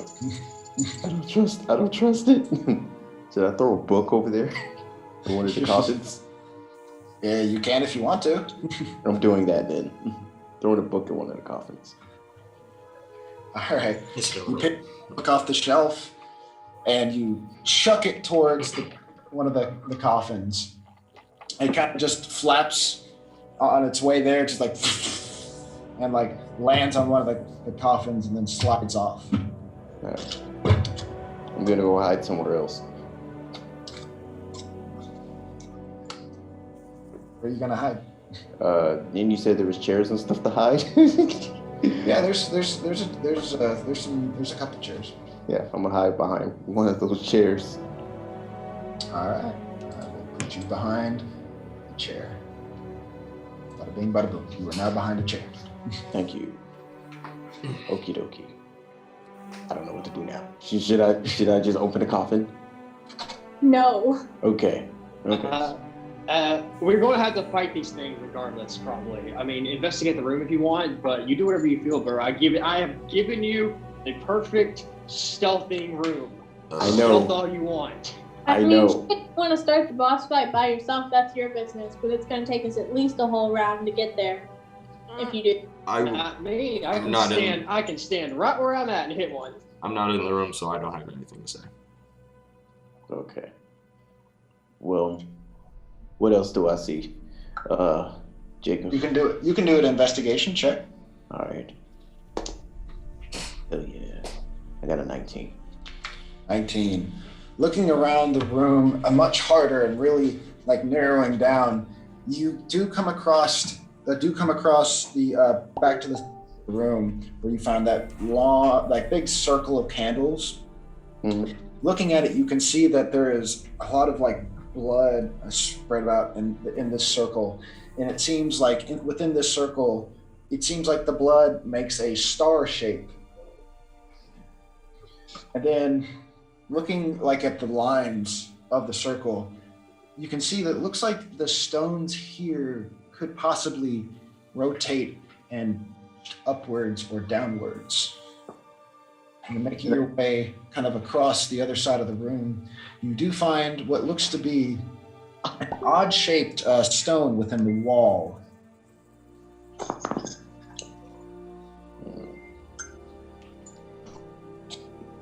I'll go over to Flynn and relate it to him. All right. Flynn, relay the information. Are you actually walking back to me, or are you sign language means thieves can't? Well, since it's too dark for you to see sign language, I just get close enough where you can hear me, but still stealthy enough where you, where they, just in case they wake up, they can't. Gotcha. Okay. I kind of scratch my head a little bit and think. I turn around. Do I see V and everyone else kind of approaching? I don't know. Are you guys approaching? Mine is I know going. the boy. I don't know if I'm waiting Casper's for a gonna. signal. I don't know if Casper's gonna join because she's got the kid on her back. I'm just waiting for a signal that it's okay to come in. I'm waiting.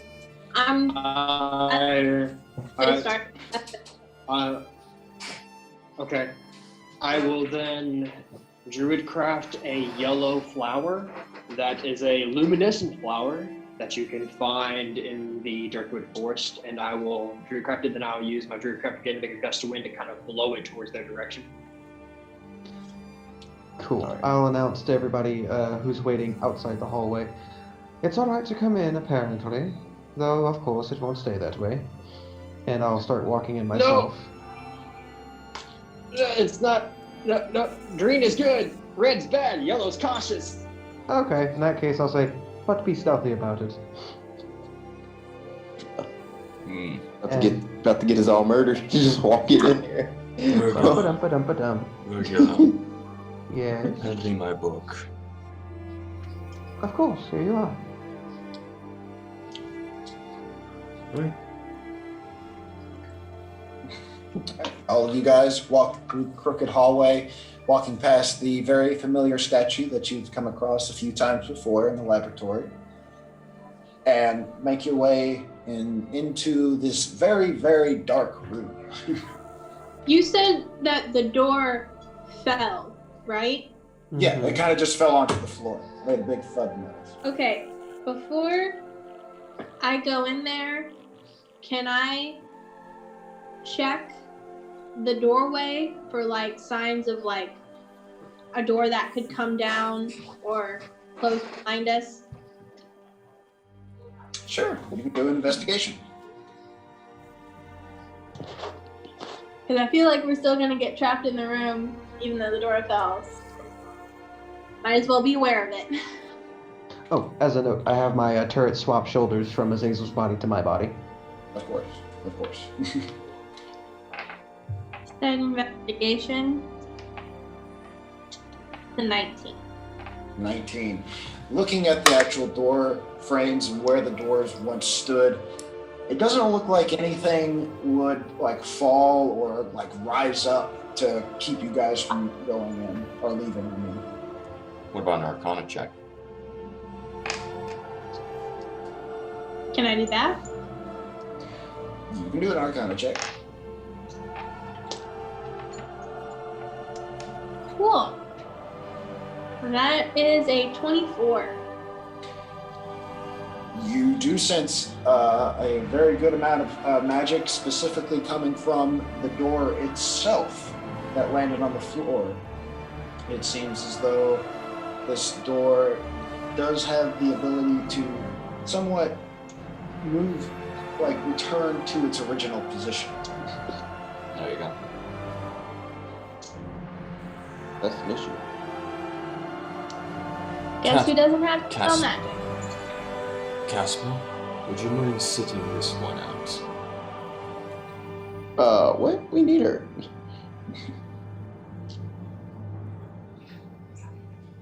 Sit this one out? I do not want anything to happen to this one. Oh, fuck her. We need Casper. We need her. You know what happens when a vampire smells the blood of a child? I don't know, and I don't care. I don't have any blood for you to worry about. He is wounded. Like, she's still bleeding. It riles them up and turns them into a frenzy. Well, look at that blood that's on the ground then. At the very least, that makes me a walking target. Well, then you put her down, and then... Okay. Flynn, can Flynn do something real quick if I'm still stealthy but no one can see me, but am I close enough to hear their conversation? You try to do something to this kid, and I swear to God, I will kill you. She means it. Alright, cool. Thanks for that. Anyway, yeah, so am I still in earshot? I would assume so, yes, if everybody's kind of at the doorway or inside the room at this point. And I assume they told me about the coffins, right? Okay, then I will use Druidcraft.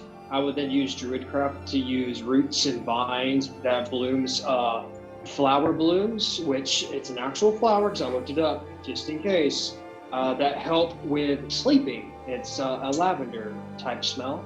And I will make a hammock cocoon-like thing with the vines with these lavender flowers kind of budding out from it to the side wall. You can create... As well as... Go ahead.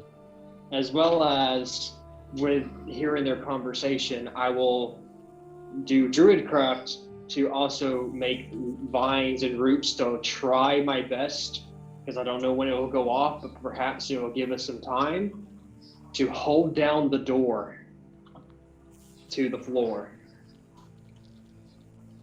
Okay. There is one way to keep a vampire sleeping in their coffin, but I don't know how effective it would be for these creatures, if there is a vampire in there.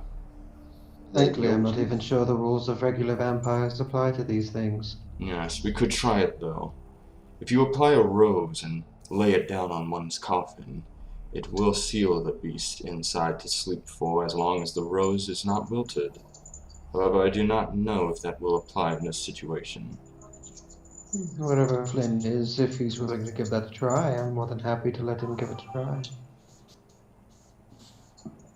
What are they, like the OG vampires? There are many different breeds of my kind. Oh. I don't know nothing about that. Alright. You carry on with your kind. Cody, where did you put this hammock thing that you're talking about? It's more of a baby. It's more like a cocoon, and it's kind of like strapped up to look like a backpack, but you can wear it over like your arms and have the kid sitting in front of you if you want.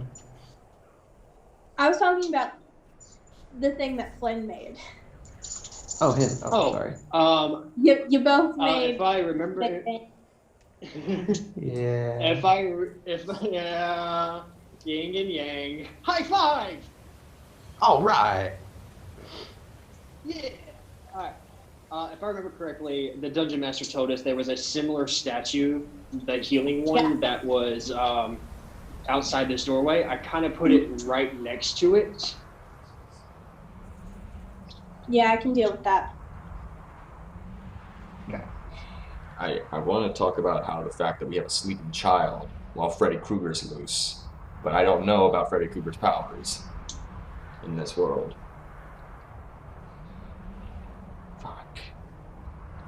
It is definitely an issue. Well, she is the one who let it out, so that's her problem, her fault. You're the one who put her to sleep.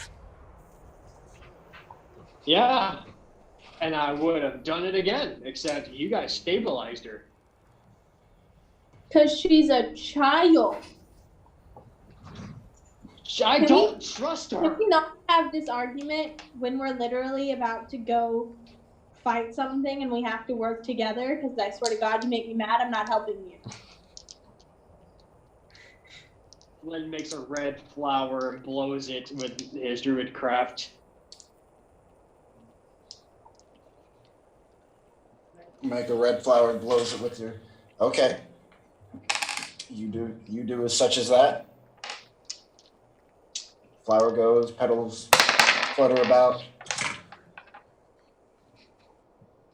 Yes, it's very pretty and aesthetic, but nobody cares. So put the girl in the hammock. Red is cautious. Not red. No, yellow's cautious. Red is bad. I'm helping. We all know that it's bad. Just okay.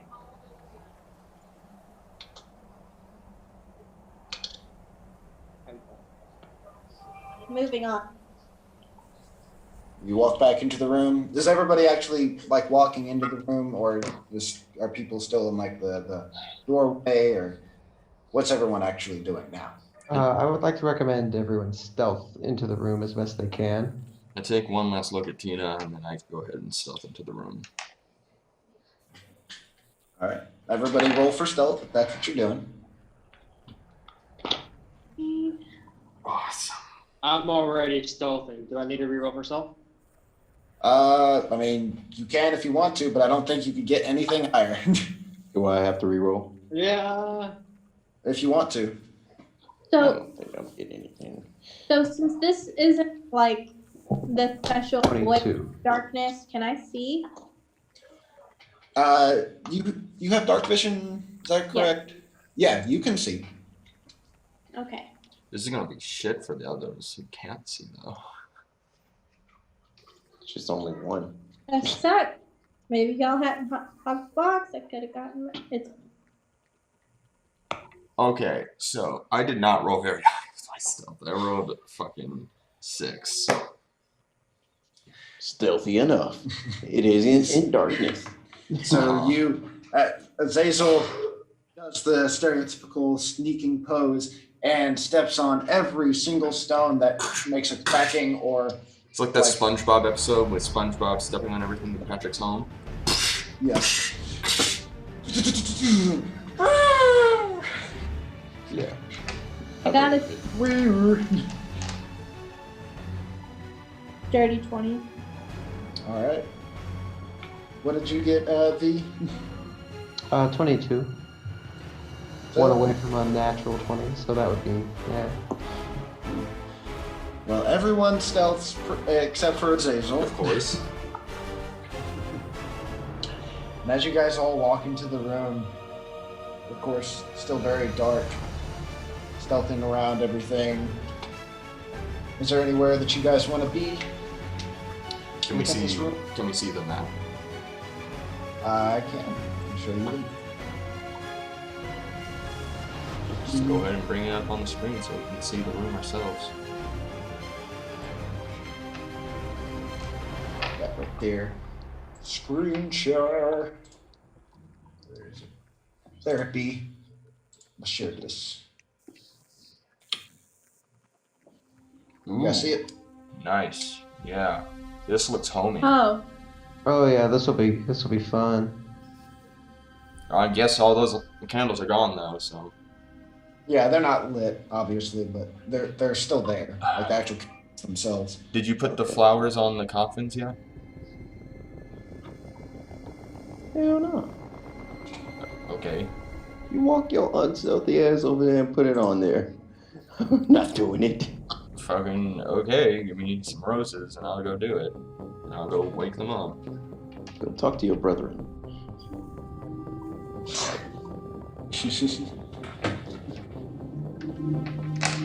Who's marking stuff on my map already? Hey, Stop it. Door? What are you talking about? Stop writing shit on my screen. So I want to know where the door out is. I assume it's directly opposite the coffins. Yes, that is where it is. If you look at the map, there's like a little the light, it shows. light source where the light's shining on the stones. Yeah.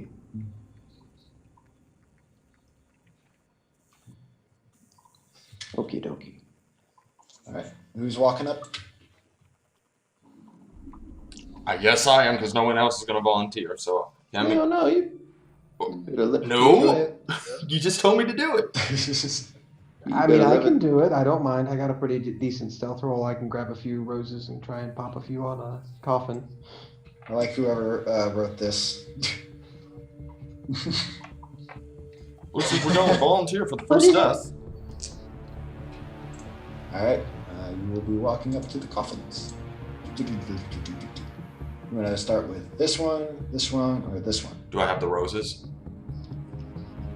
Do I have the roses? Does he have the roses? Cody, you're muted. Outcast You're roses. muted. You've been muted. Cody. Yeah, I was muted for a reason. I've been druid crafting roses and flowers all through this chamber, and then after that I was druid crafting the door with roots and vines to try to keep it on the ground when we walk in here, and I wanted to be right here if possible. All right. That's the reason I was asking where the door was. Oh, okay. I didn't know that was you asking that.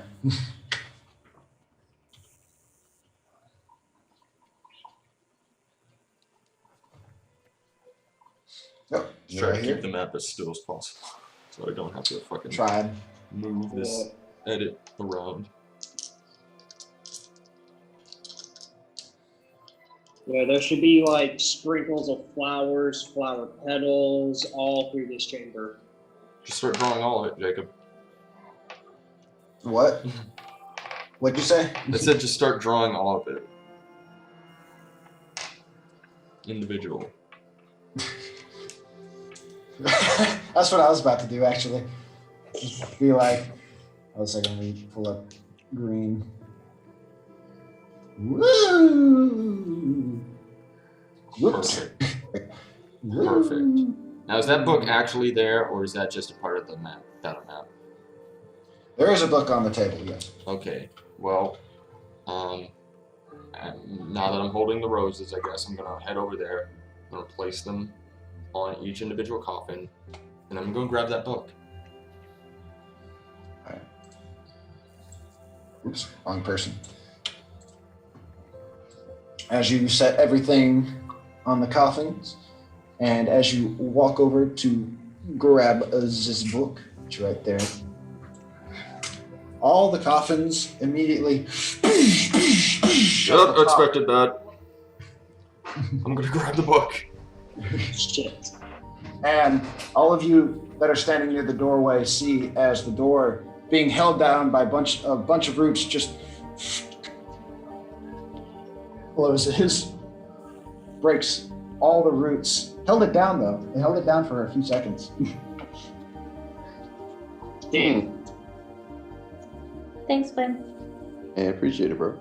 Yeah, that was a few seconds. That could have been a reaction just in case we were outside of it. So that was a possible dexterity check for us to get in. So at least I got to do that.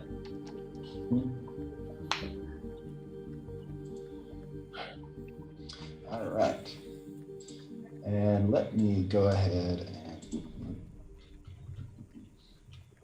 I didn't expect the rose thing to work, but it was worth a shot. I'm gonna go ahead and show you what you guys are up against too. Yay! Please tell me it's like JoJo Bizarre Adventure Vampires and they're just super buff. No, it's this. Oh. You can see it. What the fuck? Lame. I'm sorry, I didn't see that too long. Look at those. That looks so I cool, love but this. scary as hell in real life. Oh, yay. Oh, you look like the general. As three of those things break out of their coffin and fly up into the air, and screech out. Oh my god, they're the murder hornets. All of you guys to roll initiative. We are farmers. Yeah. Bum, bum, bum, bum, Bum, bum. bum. That's fuck, where's my initiative on this thing? Ah, here it is. That's 21. 24. Yeah, hold on a second. There's 24. 24. Why do you guys keep getting the same fucking rolls? Well, I rolled a 19, and that Because just. me and him both have the same dexterity. Yeah, that's what I rolled. I rolled a 19. That's what happens when you roll a 19. All right, I want both of you guys to roll a d4. Now I'll see who goes first. Whoever hits the highest number goes first. All right. Unless you both get it.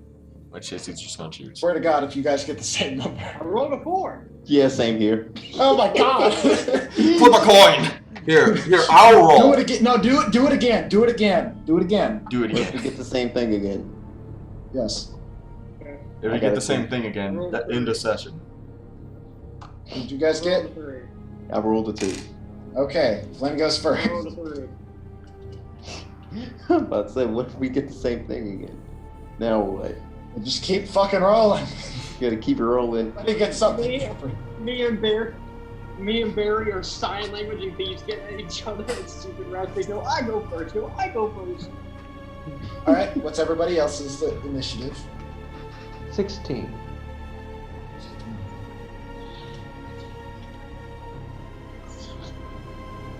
Yeah, but I got a natural 20 plus 2. all right, well. You got the yabba dabba do. So, I'm second last. Let me see what these things get.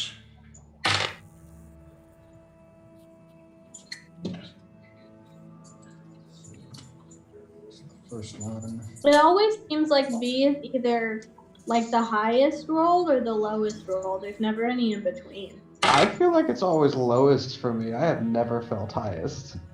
There's been several times where you've rolled higher than me though. Well, you're never higher than me and Cody, so. Yeah. I feel like wherever mediocre is, that's usually I what roll. I don't have proof. I wish I had proof, but I don't have proof. But I got destined to roll below a 10. Oh, I what? heard about that.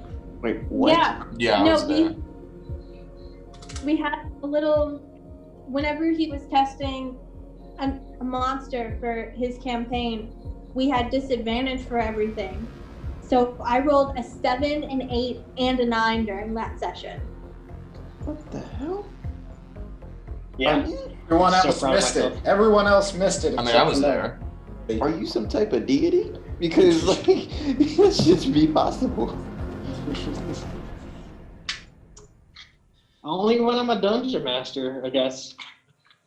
The first time I've rolled anything lower than like an 11 in like months. It would be a testing.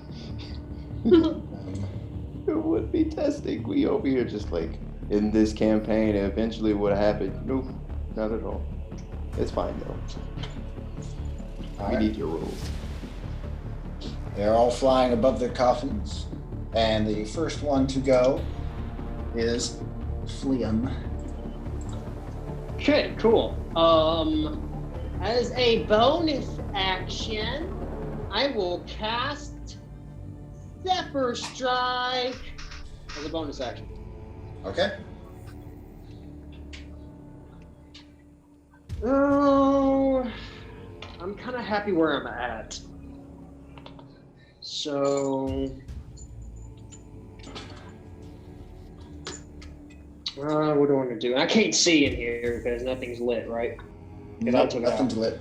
Yeah. Cool. That's what I figured. But I hear the explosions and I hear the loud roars of these creatures. Oh, yes, of course. And you Okay. probably wings flashing. Then, Huge.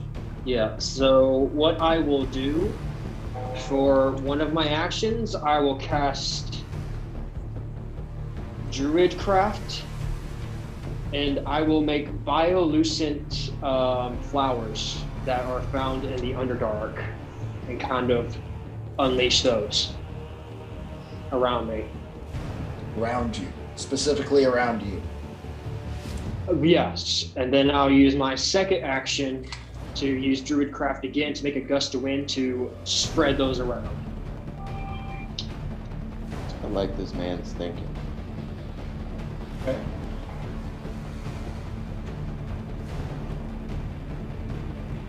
And I won't have them designated a certain spot. That'll be up to you because it's a gust of wind, and wind is unpredictable from where they land.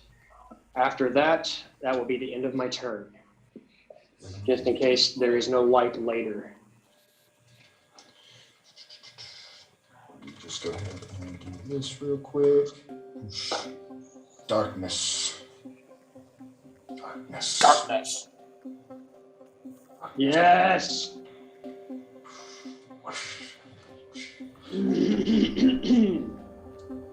Yes. I will say that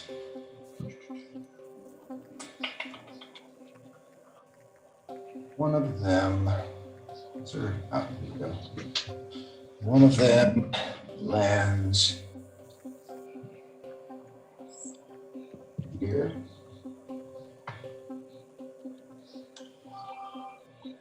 Here. Here. Here. And then here. Cool. That's what you see. Sweet. Cool. I just gotta stay out of those areas, so I won't be seen.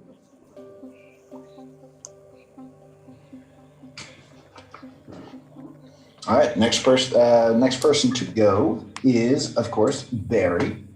Cool. Try your hardest to get a good attack on these things. Yeah. I'm able to see all that stuff that's in there. So I'll just go to the left. You might have to change my character icon color. Right, it is black. I forgot. Let me do that right now. The exact opposite. Yeah. There. Yeah, I'm like, I don't know where I'm at. You're so stealthy you can't even see yourself. Well, just go to the left, go up a little, however, I can't count how many feet that is, only you can. And 25, 30. That's where you go. Okay. I'll be there, stealthing away, even though am I still stealth from the last roll? Yeah, you're still stealth. Okay, I'll just be there, holding my action, ready to deal some damage. That's all I can do. All right. Next person to go is Casper. Okay. Hey.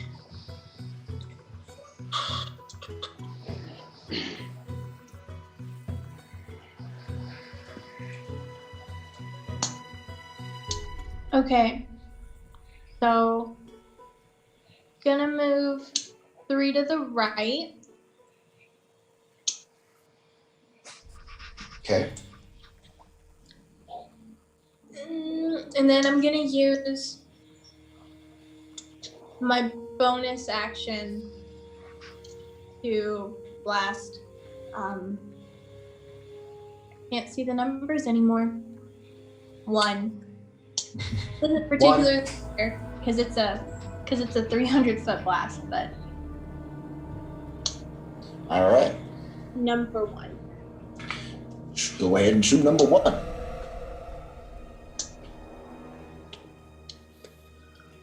Okay.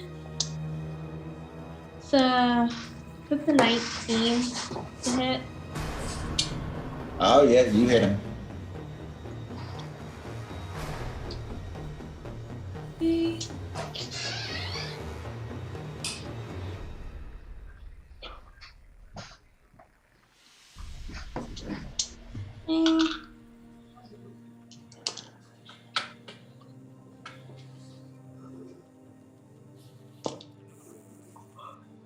That is 24 points of damage.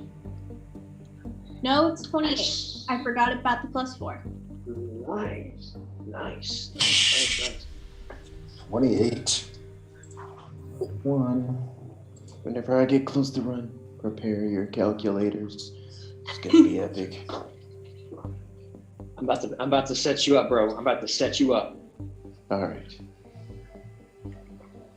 Okay, and then I am going to use my action for my my one with shadow. Okay. So I'm literally invisible. I'm pretty sure I don't have to roll stealth for that. Gotcha. All right. You are. And you got to use it! I don't think I have to. No, you just, if you find enough, like a dark enough area, you can just literally disappear. Use it. I finally used it, guys. I've had that for like forever and I forgot about it. I am so proud of you for stealthing with the rest of us. All right. So then the next person to go is Azazel, actually. All right. Since I can see these things, right? Because I have dark vision. Yeah, you can see them. Good. I'm gonna cast Witch Bolt at number 1. All right. Okay. Fuck. No. That's a nat 1.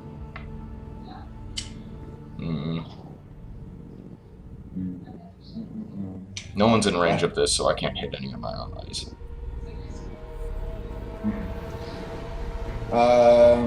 It doesn't really have anything ranged, so it can't take it of any opportunities, but it's fine. Okay, So, I'm gonna use my bonus action then to let's see. I guess okay, this can hit it. Acid splash it. ooh, acid splash. It must make a dexterity. And what's it beating again? 14. 14. It got a 14. Oh well. All right. That sucks, but what can you do? It happens. It should happen. So, the next one to go is the first vampire creature monster, which I actually do have the name for them. They're called a Vargheist. That's not great. Oh, Vargas. It's okay, I see. Someone gets the reference, I see. Someone gets the reference. Well, I'm Indeed. glad someone does, because I'm like, I don't know. That's why I'm not taking the credit for making these. 'Cause they've already been made. Anyway, this Vargas is going to let out a ginormous screech, almost shaking the whole room. And it is going to dive down to, let me see here. Where's your movement, mister? There you are. Oh, that's it. 1. Let's see here.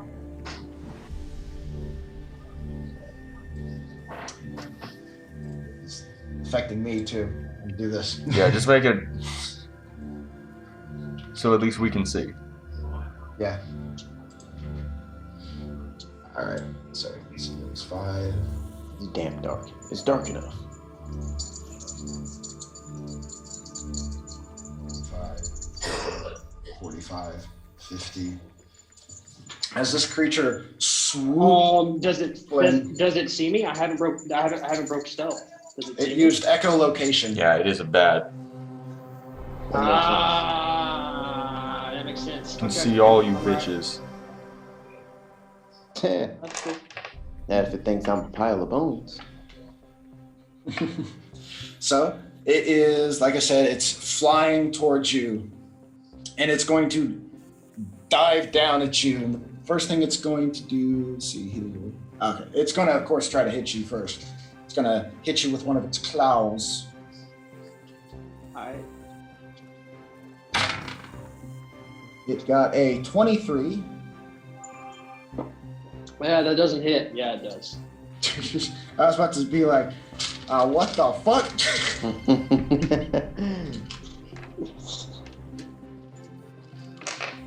Jacob's about to get all upset. How? Yeah, I was about to be like, what the fuck? He bucked the Looks hell like out you're of the one who himself. screwed, Jacob. What you did Ah! what you didn't know is we hacked the game and gave him all the buffs. Fuck! Alright, so first thing you're gonna do is you're going to take 18 points of slashing damage. I'm all about that. I scream it. I let out a little bit of a grunt of pain. Ah! I also need you to do a DC strength saving throw for me. As it's Nice. down and attacking you. 18 for strength. All right, you succeed. You are not stunned and knocked prone. You are good. But it is now going to unleash its next 2 attacks on you. Oh, cool. Great. Fantastic.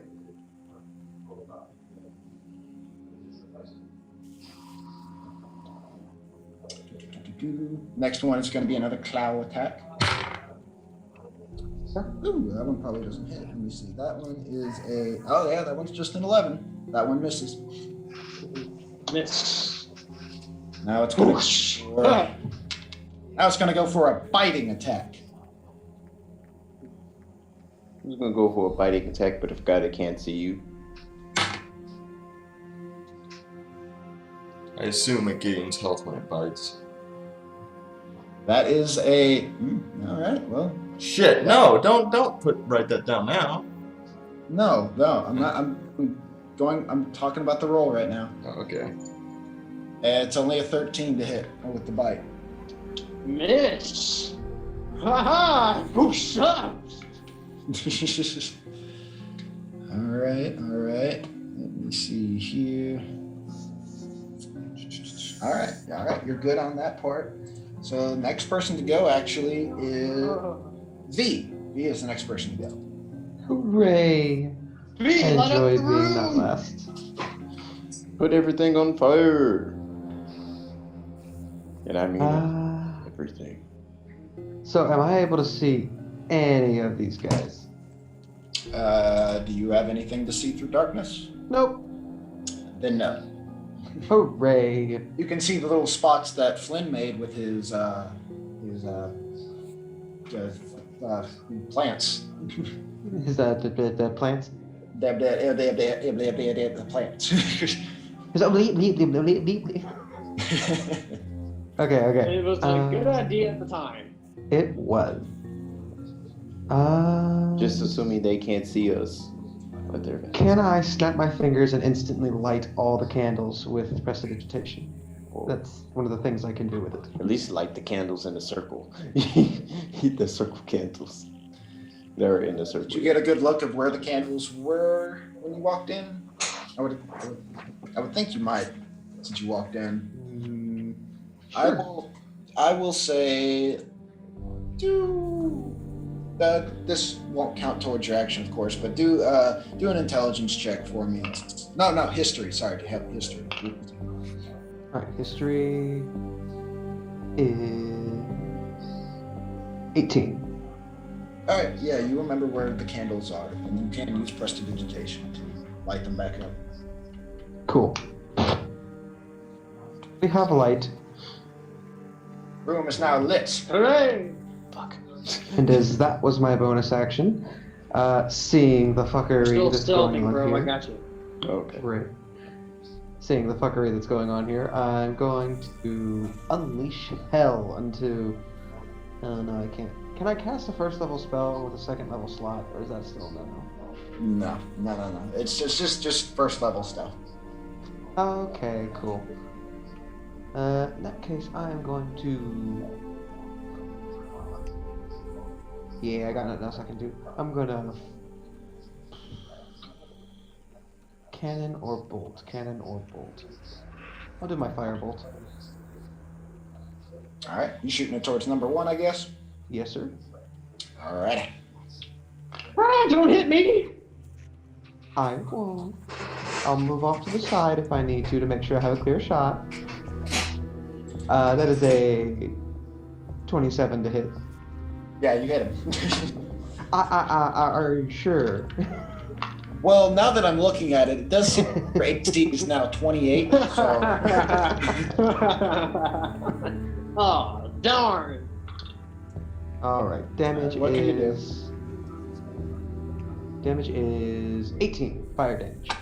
18 fire damage. Nice. As I hold out my hand and the small glyph appears in front of my finger and I finger gun it. Casper, how much damage did you do to it the first time?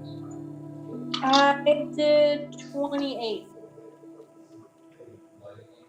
And I 28. Thank you. believe that's Continue, guys. everything I Sorry. can do. I believe that's everything I can do, but I will tell my my turret to get off my shoulder and start climbing up the wall. Alrighty. Go ahead and do this. Turret. And I'll just put it in the player character box. Alrighty. So, next one to go is number 2. Number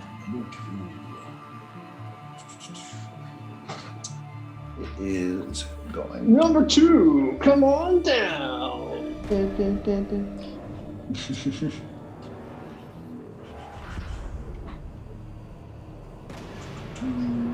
Let's see what you didn't choose behind door number 2.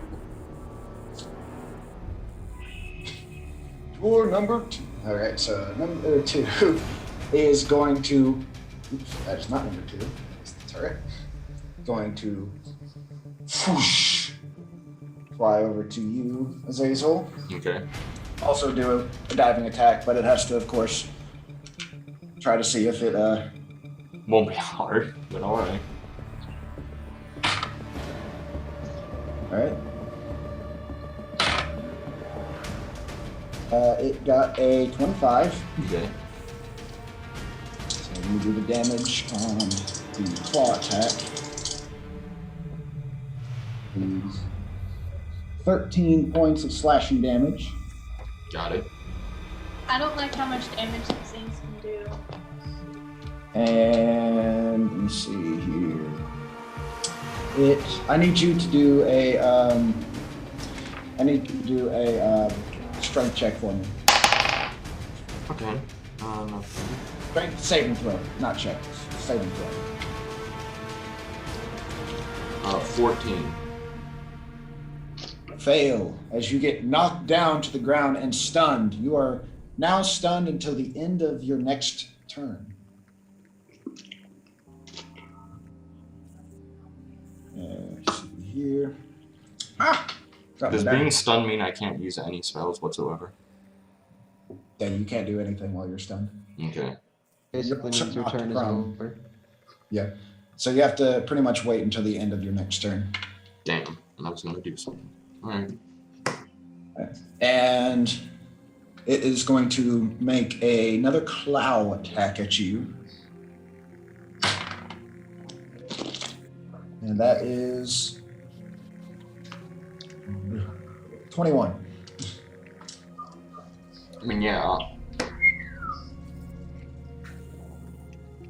Another 13 points of slashing damage. Alright. And it is then going to bite you. Oh. That is 14 points. I mean, not 14 points. 14 to hit. Yeah. You are going to take 9 points of piercing damage and 9 points of piercing damage. Let me grab out the other dice.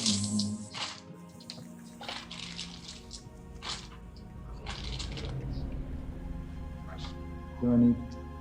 Yeah.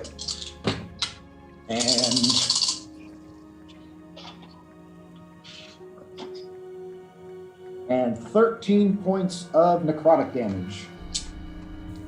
Am I resistant to that? Let me check. You might be. Ugh. Yeah, I am resistant to that. So half it. What was that again? It was 13, so it'd probably be 6? 7. 7. It'd be 7 points of. These things are pumping a shit ton of damage out. Holy fuck. They're the boss. They should be. Don't like that. All right. So that was that one's turn. And the next one to go. Oh, and number 3's turn. Where is the number 3 gonna go? It's going to go. Is anyone else noticing how happy Jacob is right now? Jacob's getting like super happy right now. Y'all noticing that? That tone in his voice of happiness? I know that sound as a DM. Oh, I'm sure you're very familiar, Cody.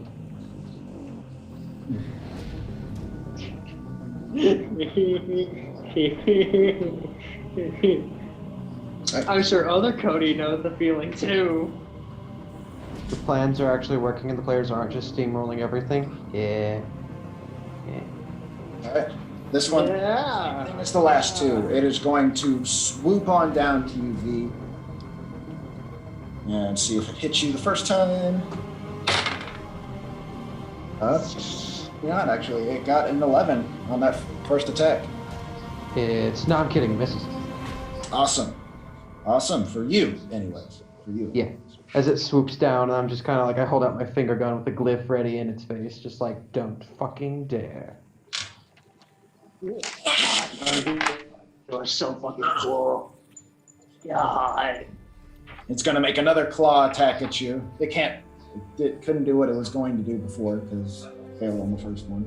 So it's going to do another normal claw attack at you. And it got a 24. Okay, yeah. No. That is going to be... Oh my goodness. Oh my goodness. That's going to be 19 points of slashing damage. Oh, my max HP, why?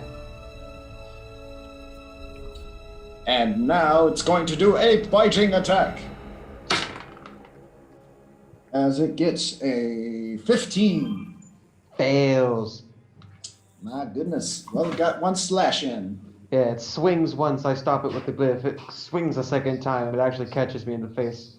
It goes in for a bite and I put the fucking glyph down its throat, like, back the fuck up. Alright. Circling back around to the Nice. top. It brings us to Flynn. Holding my shoulder across my chest where this huge gash mark is across my shoulder. Using my free action, because I can do this for flair, I rip off my sleeves that shows my scars and crack my neck. And go, okay.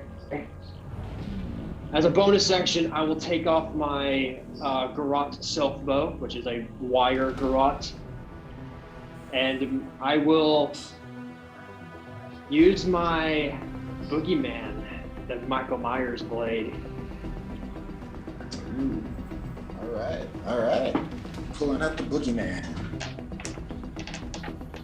Bring it, bitch. Shame For my I don't have first my action- HP, so. For my first action, I will take the garrote self bow and attempt to sling it around his neck. Okay.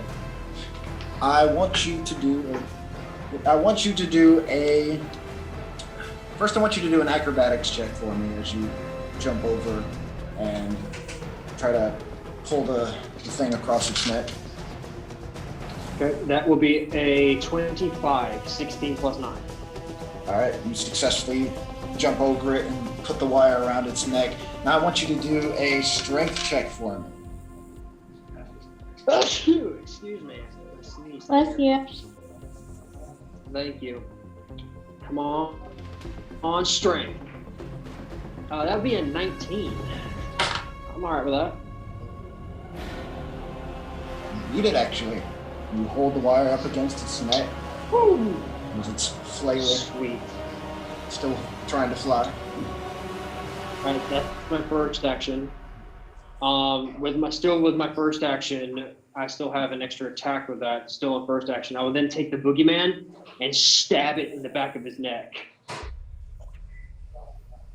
All right, since you're right up next That to will be a. Since I'm right up next to it, what? Well, I was just saying, since you're right up next to it, there's no really need to roll to see if you hit it. Oh, cool. Do I just do damage then? Yeah, just go ahead and do damage. Okay, cool. Then I will do. See, it's 1d4 plus 5. I do 8 points of piercing damage. And I also do. Come on.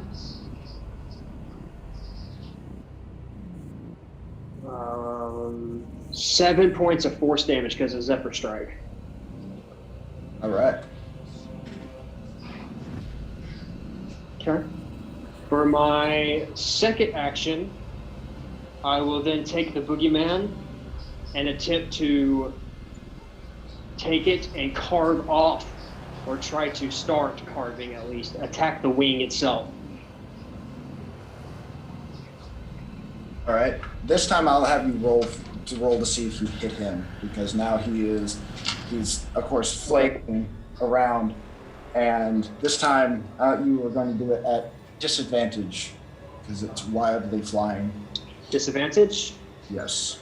Okay, disadvantage. I rolled a 14 plus 9, that's 23, but at disadvantage is a 13 plus 9, which brings it to a 22.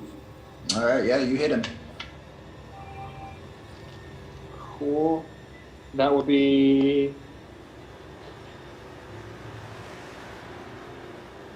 That would be 8 points of piercing damage, and that would be room of Diego. 3 points of force damage. Bam. Trying to slice through its wing, keeping it from flying in the air. How does the wing look?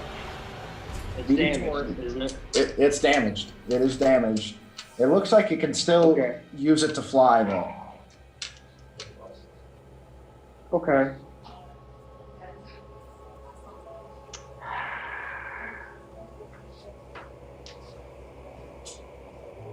Okay, no.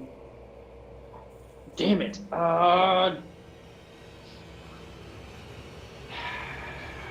Yeah, I'm going to attack the wing again. At disadvantage. Okay. Okay, that's a disadvantage plus 9 to hit is a 18 to hit. You manage. You manage. Holy shit, at disadvantage, I hit it. Ah!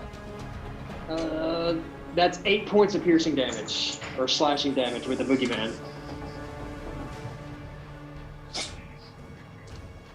You slice into its wing a little bit further. It starts to slowly go back on, start slowly landing on the ground. It's kind of like just barely tapping its feet on the ground as it's trying to stay up in the air. Awesome sauce. All right, bro. It's like got my full fucking attention.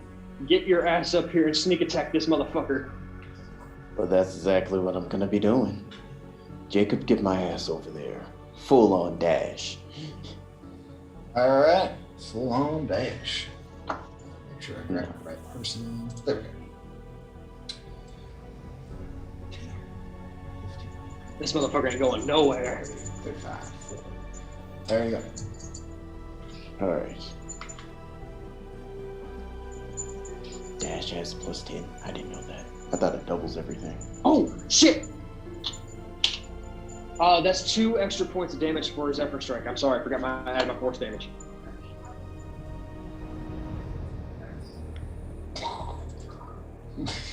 Dash does double it. You just didn't need it. Oh, Yeah. okay. Okay. Yeah, dash doubles Oh. whatever your current movement is, or whatever your base movement is. Okay. Cool. Well then, I'll just try to attack it. Obviously, I'm sneak attack it. Go for You it. have advantage. Which is that advantage. Well, that rolled off. On advantage. That's what I'm fucking talking about. 19 to hit. That is 1. So you hit him. I rolled a 10 plus 9 to hit. It helped. Oh my god. Alright. I'm back. Let's see. Actions. Cool. So sneak attack. That's exactly what I'm gonna do. I should roll for my hit dice. 1d4 plus 7. Hell yeah, I rolled a 4. So yeah, roll the 4. It's 11. 11. Plus the sneak attack damage, which is, where are you? 1d, was it 4d6? Yes, 4d6. Alright. Hell yeah, that's a 6. 6. That fell off. That's a 5. That's a 6. That's a 3. Alright. Also, There's it's a one surprise. Also, as since I'm surprising him, wouldn't that be assassinate also? Yeah. All right. I gotta find assassin. Alright, rep. We have 42. You just re-roll. Yeah, you're 42 right now. Oh, okay. And I just re-roll what? Your sneak attack dice. Okay, cool. And it's 2. That's a 5. That's a 6. That's also another 6. 61 total. Yeah. Was that the first one was 11, wasn't it? Yeah, the first one was 11. Yeah. Mm-hmm. Was that double? 1, 2, 3, 4, 5, 6, 7, 8, 9, 10, 11. Not yet, which I just doubled it. That's 72 points of damage. Well, no, I was asking because how did you get to 42 to begin with? Because I only got 31. I didn't do I guess math. I mathed wrong. I didn't do the math. I guess I mathed wrong. Well, if you got 30, well, hang on. That's 31. Because it was 11, Plus a 5, and a 6. 6. Plus another 6. My bad. I mathed wrong bad. That's 57. 57. That- And its bony, grotesque back. It seems like it's a little hard to dig your dagger into its tough skin, but you penetrate its skin, making it bleed onto the floor. It's half of 51. Oh shit. That'd be 26. One. Or 26 or 25. Either one.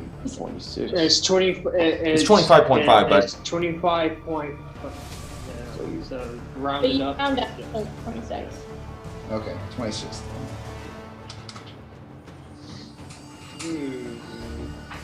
Oh man, I only got one bonus action then.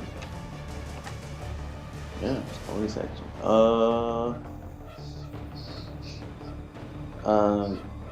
Help me. Help me take this wing off. Yeah. Bonus action. I'm gonna help him try to take the wing off. Gonna attack the wing too? Oh, sure. Alright. Or, well, since I only have a bonus action left, I guess I just hold on to the thing. I don't really know what to do with it other than like try to tear it off. Are you holding 2 daggers? No, I am not. Okay, then I was about to say, if you were, then you can do your dual wielding ability. Okay. Which allowed to attack with another dagger on the bonus action. You just can't use the plus. I gave you extra daggers! I didn't add them. I'm sorry. I was just too busy going through the campaign of sneaking around and all that other stuff. I didn't think. That's my fault. Alright, Alright. you can do a strength check if you want to try to hold the wing down, but you're going to do it at a disadvantage. Barry, strength, disadvantage. Can I just tear it off? No. Okay. Okay. Alright, that's phenomenal. 17 is all I got. Well, I don't know how you got higher than me, but you did, so... What the fuck? Holy shit! Very bones! Oh my god. Alright, so you start tugging down on its wing, holding it down to closer to the ground as its feet are now touching the ground. Okie dokie, it's my turn. It's, end of your turn. Where's the dice that doesn't really work? There it is. Hell yeah. Giant dice prison. There we go. Alright. So after Barry, it is now Casper's turn. Murder it. Yay! Okay. I hear a dog. Oh, I hear doggo, and I must see doggo. My dog. It's my doggo. You want to see my doggo? Show your doggo. doggo break. Oh, my doggo. That was crazy. I was like, Libby. it's Cody's dog. Say hi, Libby. We can't see it. Let's see. Say hi, Libby. Saw it for like half a second. Libby. There see she it. is. There she Oh is. my Hi, goodness! Libby. Your dog Hi, name is Libby. Yeah. Libby. Libby. Libby. Libby. That's my cat's name. Only one may have the name. Make them fight to the death. Normally. Casper, what are you doing? Okay, well, since it's not dark anymore, I can't hide. So I'm gonna hit.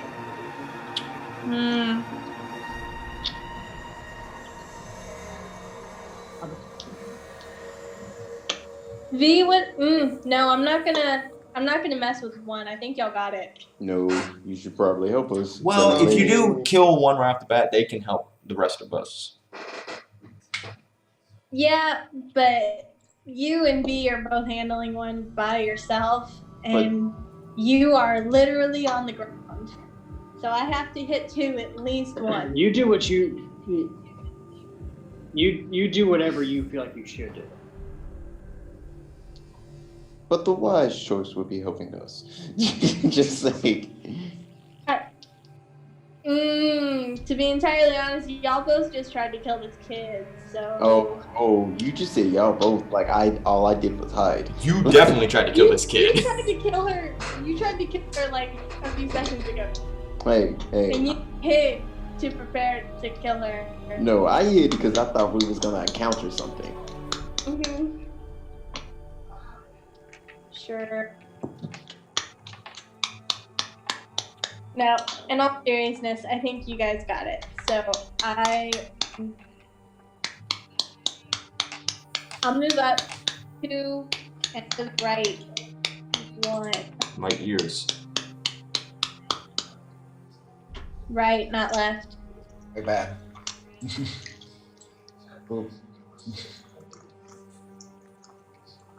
Okay. Then I'm gonna shoot it 3 with my action, and then 2. Okay. Okay. All right.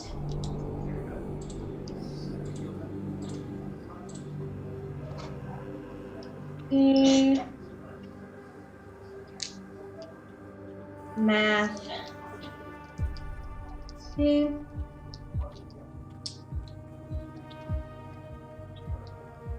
That's a 24 to hit 3, and then a 21 to hit 2.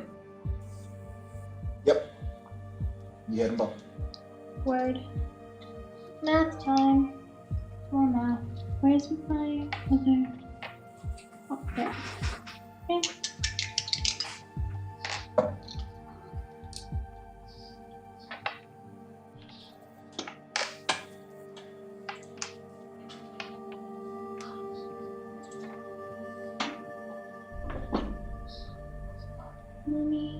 Okay, we're gonna say 20 on 3.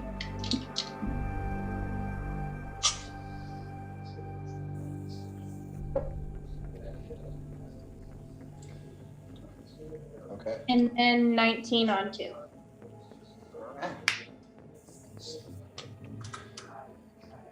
And that's all I can do because I only have 1 action. At the end of her turn, I will use my reaction for gloating attack. Azazel and Virgula, if you can both roll a d4 for me so I can decide which one I want to do it to. Just straight roll?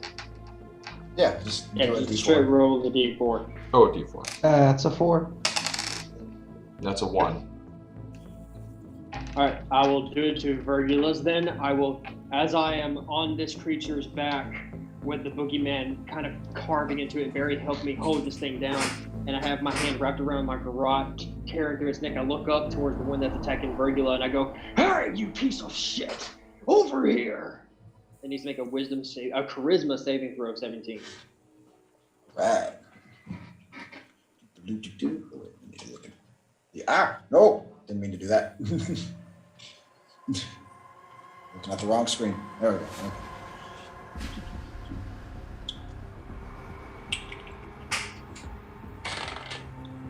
We got a natural 20. Shit! Alright, I tried, guys. I tried. I'm not about to die, but it's okay. We don't blame you. All right. So next person to go is Azazel. What do you want to do, Azazel? I have so many options here. I guess I could just stand here. Oh no, you're laying on the ground. Oh, I can't even do that. Cool. Well, I mean, by the end of the turn, I will be standing, so there you Oh, go. of course. I guess I'll stand up. Well, no, by the end of your turn, you'll just not be stunned. You just won't be stunned. Yep. So, You have to wait till your next turn to so do whose turn anything. is next? It is actually, I believe, number 1's turn. It is number 1's turn. So, starting with number 1, I need Barry and Flynn to both do a. Oh wait, sorry, no, that's the wrong one. Never mind. Don't worry about it. Don't worry about it. Okay. Sure. Yeah, you're good. Whatever you say. Whatever you say. Let's see. The first thing it is going to do is it is going to.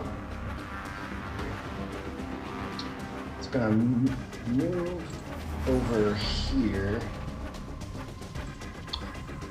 Or it's going to. Oh no, it's on the ground. Oh. Barry's looking it down. And I'm also got a garrote around its neck. I'm on top of this motherfucker. Mm-hmm. What do I want you to do? Alright, let's kind of try to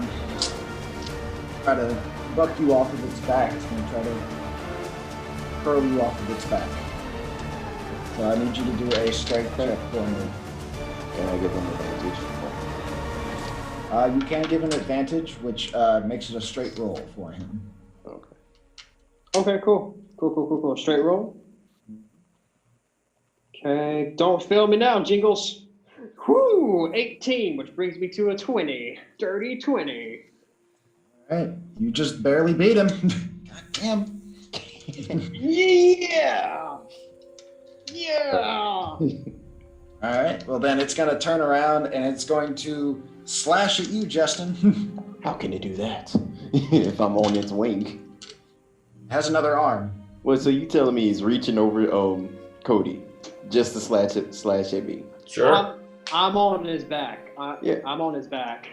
Okay, you're on his back. Okay, so it's on its back, Yeah. not on its stomach. Okay. Yeah, Okay, yeah, that makes yeah. sense. I'm on its back. Okay, It's still standing. You're holding the wing down, keeping his feet on the ground, so he's able to like take that other arm and turn and slash towards you. Okay, good. That makes perfect sense. Okay, do what you must. I got a 16. Damn you!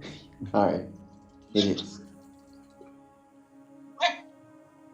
And it got, what is that number? It is 16 points of slashing damage. Oh no! And it is going to use its last thing, which is its bonus ability. And it's just going to try to rip its wing away from you, Justin. So I need you to do a strength check for me at disadvantage. Okay. Cody, you want to try to give me an advantage? I can't. I've already used my reaction for loading attack. I can't do anything but hold on right now. Fair enough. All right. Maybe. No. All right. 13. It got a 16, so it rips its wing away from you, Justin, and starts trying to fly back up into the air. It's going a lot slower. It's not really lifting off immediately, but it's trying to flap back up. Got a grown-ass man on his back. Of course, he's not gonna be flapping away. Well, it's one of its wings is also torn a little bit, so I'm gonna tear that shit next. I'm gonna tear him in a new asshole. Yeah. okay. Burning hands. That was one's turn. Next one to go is V. Actually, V is the next person to go. Huzzah! And now I have my whole turn. I am going to... I'm already out of first level spell slots because of all the healing I did, so hooray! But I'm back to just cantrips. I'm gonna have my turret blast this thing from on top of the wall, trying to pin it into the ground. Okay. Number 1, that is. Or sorry, number 3. Number 3, okay. Alright, so turret, don't fail me now. Natural 20! Oof. Got Woo! it. So I think it's safe to say that the turret did not fail me this time. Not this time. Yeah. Alright, let me find my D8s.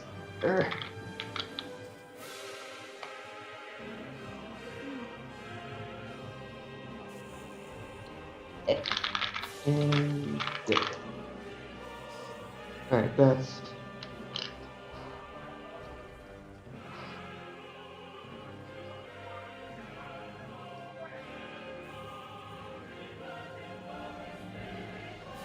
$27 force damage as my cannon blasts the motherfucker. 27. And you said you pushed it down on the ground? Mm-hmm. All right. As my cannon climbs up the wall as best it can, turns around, takes aim, I lock my eye onto its like maw and just a column of energy with black lightning around it. As it slams into the ground from these shots from your turret. Cool. If I backed up, would it get an attack of opportunity at this point since it's so damn in ground? I will say no, it won't be able to use its reaction to attack you. Cool. I'm gonna move a little ways to the right as far as I can. Well, hold on. No, before I do that, I'm gonna point blank and blast it one more time with my finger gun. Oh, okay.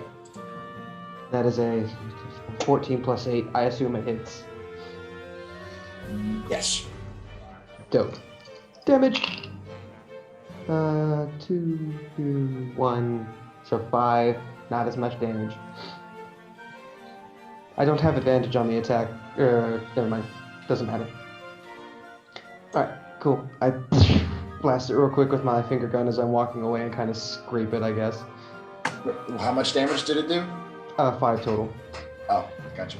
Yeah, it was pretty shit. I rolled 2 2s and a 1. Where'd you move into? To the right as far as my movement will take me. There you are. Dope. Then I tell my cannon to keep its eyes, to keep it trained on the number 3. If it gets close to me, blast. Alright. So next one to go, I think is number 3. No, it's 2 that goes. 2. It's now 2's turn. Azazel, I want you to do a, what kind of saving throw is it? I want you to do a wisdom saving throw for me, since you're adjacent. Okay. It's turn. My wisdom. That'd be 15. You are now frightened of this creature for 1 minute. Fuck. Does that mean I can't even attack it? Shit. You can't be anywhere close to it. You are terrified of this creature. You can repeat the saving throw at the end of all your turns, though. So, let's see. Number 2 is I'm going to move to. Let's see.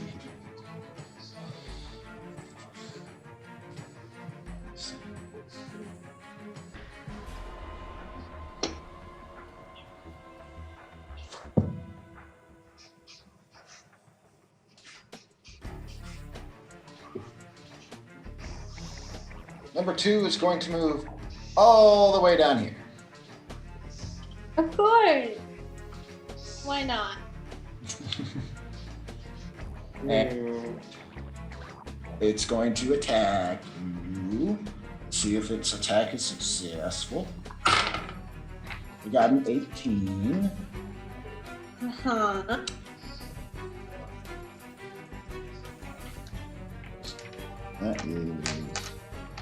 That's 13 points of slashing damage, and I need you to do a strength check for me. Strength check or strength save? Strength saving throw. I keep saying check. Saving throw. Saving throw. Strength saving throw. 14. Thanks. I don't like that at all. Thanks. Hey, that is 22.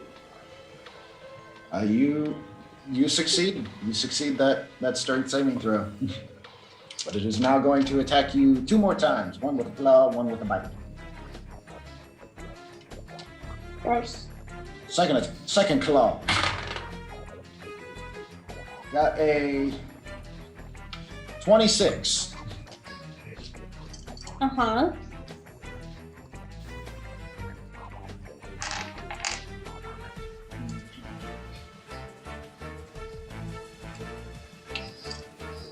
Yeah. This one is 16 points of slashing damage. Uh-huh. And let's see here.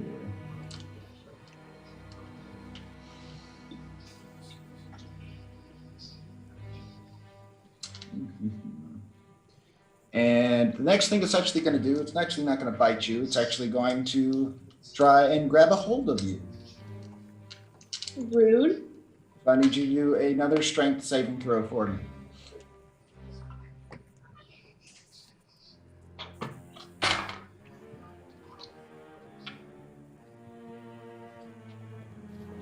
That's 19. All right, it does not grab a hold of you.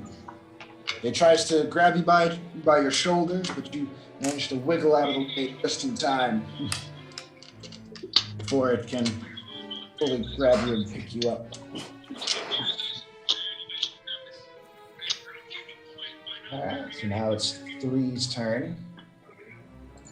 3 is going to get up and fly up and attack your turret, V, Okay, go for it. That is 2. The turret has a higher AC than me, so meh. 1 claw attack. That's probably failed. That was a 14. Yeah, no. Another claw attack. Ow. Claw. The claw attack. Ow. And that was even lower, I do believe. That is a 16. No, that's not 16. What am I doing? That's not math. That's another. That's a 13. God. Still no. All right, it's going to fucking bite your turret then. Good luck. It got a 27. Nope. I'm kidding, yeah. I was about to be like, fuck. It has a higher AC than me, but not that high. Be like, well, fuck. Glad I never really went for the turret in the first place.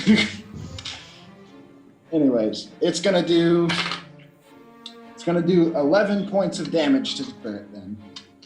Okay. It is still fine. The creature comes up there and just starts swinging at the turret. It just kind of disassembles and pops itself out of socket for several swipes, and it just finally gets pissed off and bites the actual cannon. I'm hoping to have advantage on my next attack with the turret. We shall see. We shall see. Next person to go, bring it back up to the top, is Flynn. Cool beans. Here we go. With my first action, I will use the boogeyman to smack my blade into the side of its skull.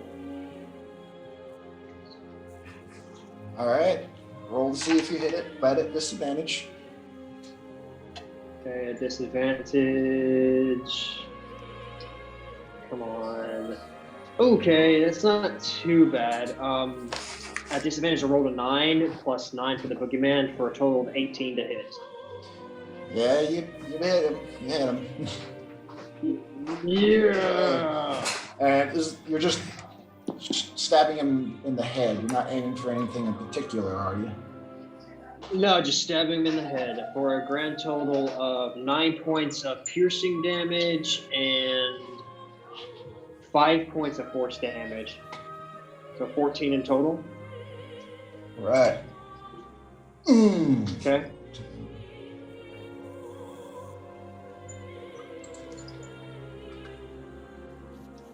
Bada boom. Okay. Right in the side of its head, screeching out in pain. This creature becomes a little discombobulated a little bit. Cool. I will use my first action for extra attack to do it again. I pull the blade out, stab him in the side of the head again. Disadvantage. That will be another 18 to hit. I rolled a 9 and a 12. Yeah. Yeah. Okay. I will actually do Colossus Slayer on this, so I'll add an extra, not Colossus Slayer, Savage Strike.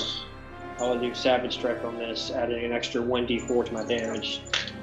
I rolled a 4, so that's 4 plus 5, so that's 9, and 2 plus 1, 2, 3, 4, 5, so that's 1, 2, 3, 4, 5, 6, 7, 8, 9, 16, and then force damage. Or 1, 2, 3, 4, 5, 6, 7. 25 points of damage of piercing and force damage. All right. 7 points being force damage.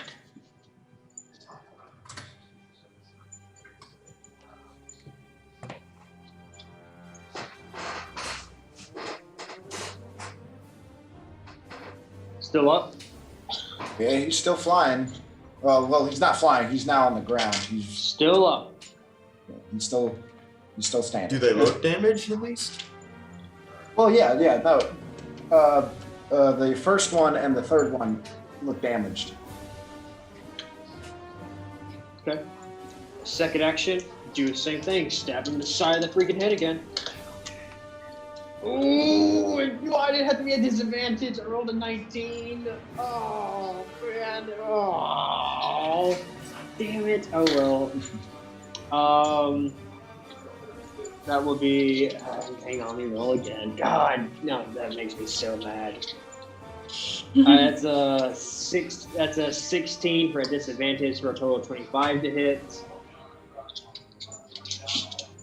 That does 6 points of piercing damage and 3 points of force damage.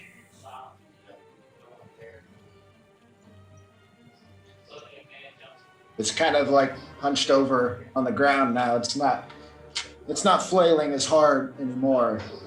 Seems to be kind of losing it a little bit. All right, it's still my second action for extra attack. Going to do it again at disadvantage. All right, that's a 13. It's not a disadvantage anymore. It's not a disadvantage anymore.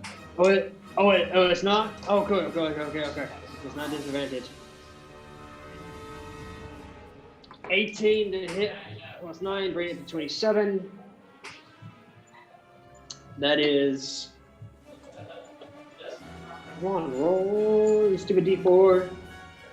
That is 7 points of piercing damage and 5 points of force damage.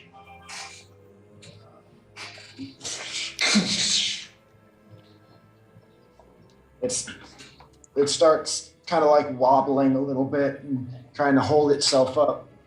It's not looking so good.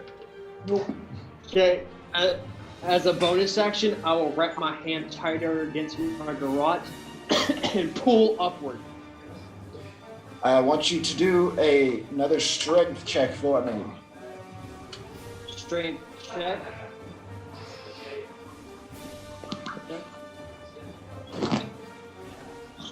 Strength check. 19 plus 2, 21. Yep.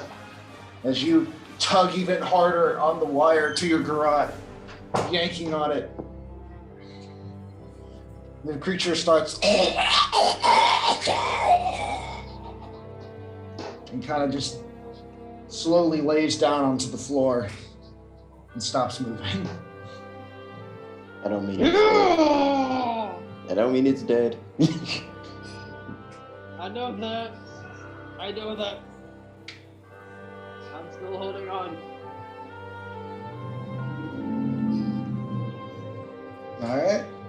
Next person to go is... That's my turn. Alright, next person to go is me. You look like you got it handled over there. I'm gonna go help Casper. Back to what I'm doing. 60 feet of boogie time. Also, can I stealth before I do all that? You can use your bonus action to stealth. Cool, stealth for boogie time. Hell yeah. That's a natural 20 to stealth plus 13. What is stealth? Oh! Shit. Super invisible. Alright. It's going for boogie time. Alright, so obviously it doesn't see me. That means my stealth is at advantage on top and assassinate. Hell yeah. That's what I'm fucking talking about. Let's see, forgot. Can you stealth without using your bonus action? I mean, You can. be able to. You can? Yeah. I thought you could. Yeah. Okay. All right, then you do get to use your bonus. I forgot. Okay. All right, so you do get to dash over there with your bonus action. Okay. Anyways, gotta do that. And I should be able to have all those what I just said, but I should roll for damage. 18 plus 9. That's what I got. Yeah. There you hit him. Alright, cool. Trying to find my calculator. Alright, so I'm gonna try to hit him. You just did. Yeah, another. Oh, I mean, yeah. I'm in for damage. Roll for damage. Cool. 11 was 1d6. I mean 46. 2.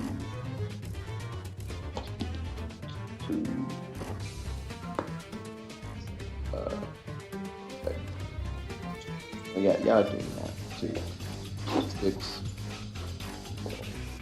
6. Alright. And do it again. 6, 5, 6. Come on, give me all the good stuff. 5.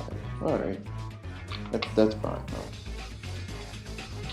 Yeah, that was all the damage is that? 49. 49, yeah. God damn. And divided by 2 is 24.5, so 25.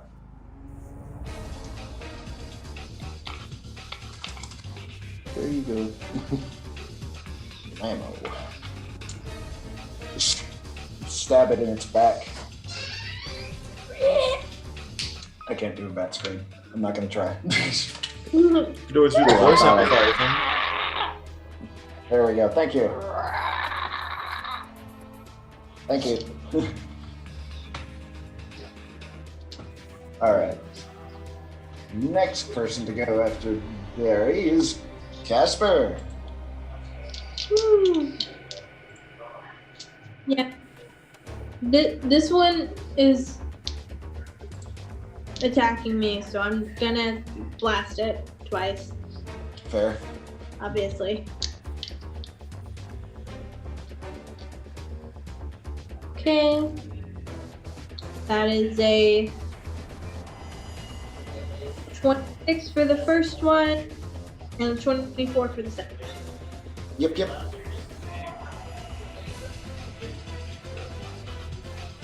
Where is my other? No.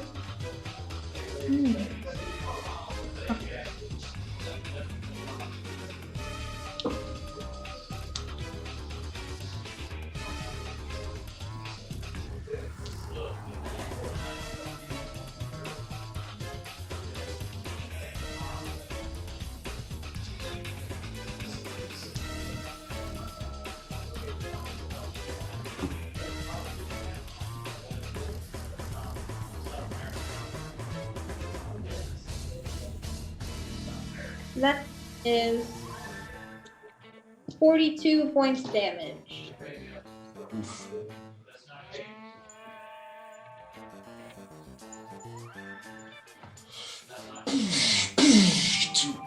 Giant explosions of blasts hitting this creature across its chest and gut.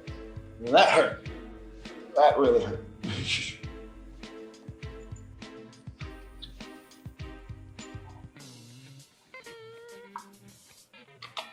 That's Alright. all I do. All right, Azazel, it is now your turn.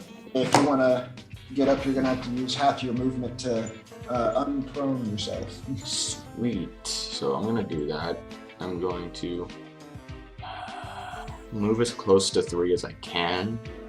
That's 20 feet.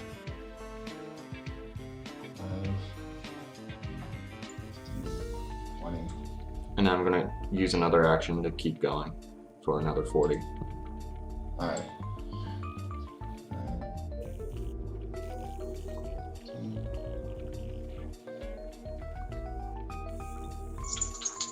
Go.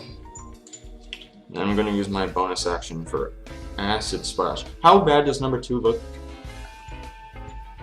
Oh, I can't do anything because I'm frightened. Never mind. So I'm just gonna use it on 3 acid splash. Make a dex. All right.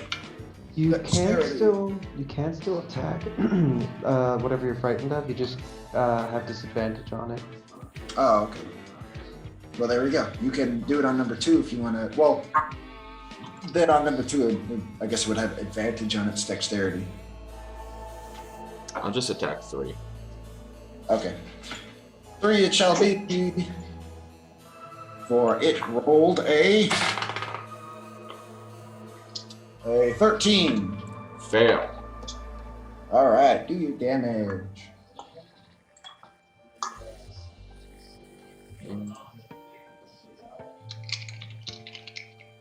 Shit, where'd it go?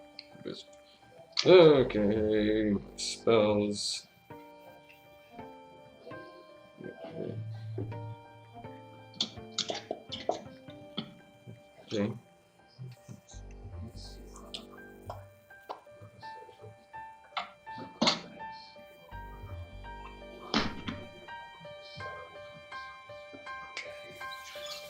$19 points. No, wait. My bad. 13 points. My bad. Okay. I accidentally rolled an Let's extra say one. that. So that's a little bit of a little extra, a little bit more of a difference there. All right. That would be Azazel. So now it's the number one's turn. Seeing as how he's a little incapacitated at the moment. Yeah, he's still kind of woozy. Gonna have to skip his turn. Bringing it to V's turn. Cool. Excuse me. Cool. What I'm going to do is I'm going to have my cannon blast that one that's right next to it. Do I have advantage? Let's see here. You. As it is point blank to a decent sized cannon. It's at least the size of a gnome, the whole thing together. You can have advantage. Dope.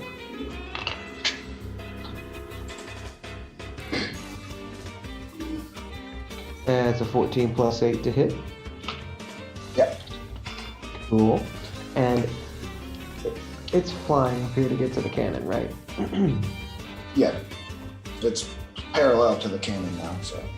Right. Let's see here. So my cannon's at least 15 feet up the wall. So if this thing falls, it's gonna fall 15 feet.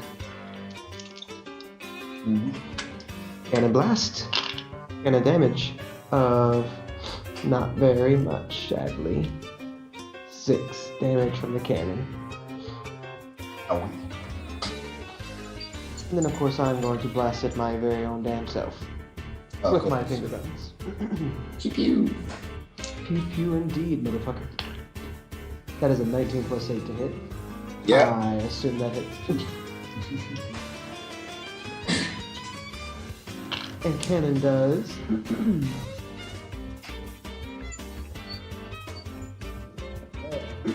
15 damage.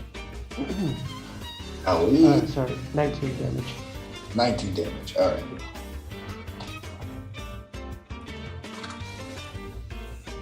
As this time the cannon doesn't do too much, but it should still knock it back to 5 feet. And then I reach up and while it's disorientated. You get hits. You guys get hit. It gets hit from its front, and then another shot hits it in the side as it slowly makes it to the ground, lands on the ground in pain.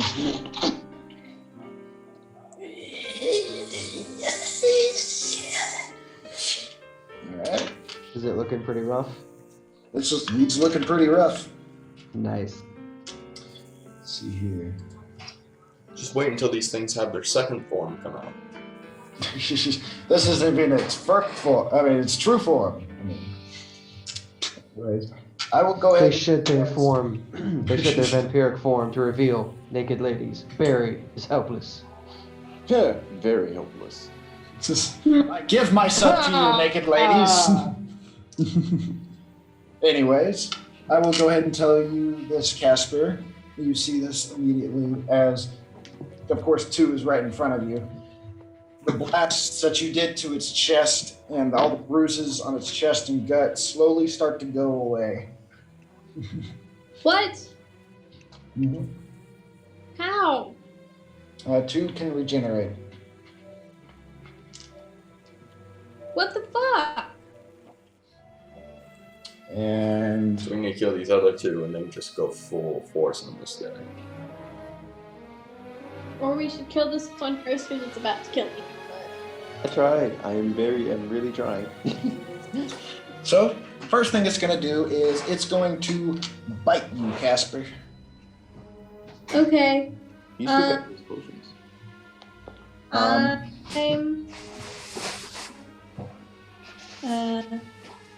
I'm gonna use my my thingy. I can't pronounce the first word, but it's a ward, so it's disadvantage. Okay. It's actually really good because it has the ability that gives it advantage on creatures that don't have all of their hit points. So it's now a straight roll.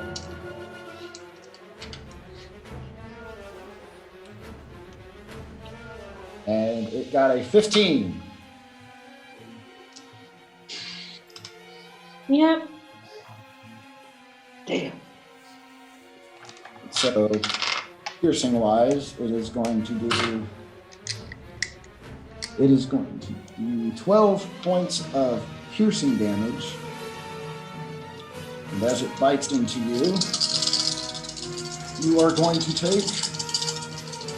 That's a lot of dice. Not that much. Not that. Not that much. Fucking. All the ones that I own. Yeah. You're going to take 15 points of necrotic damage. No, I'm not. I'm only gonna take 6 because that's all I have. Oof. As Casper falls down onto the ground, unconscious. And as it bites into Casper, sucking out her life force, you can see, Barry, as the cut that you made in its back slowly heals up. Oh, I don't like this. Told you should have just helped kill that one.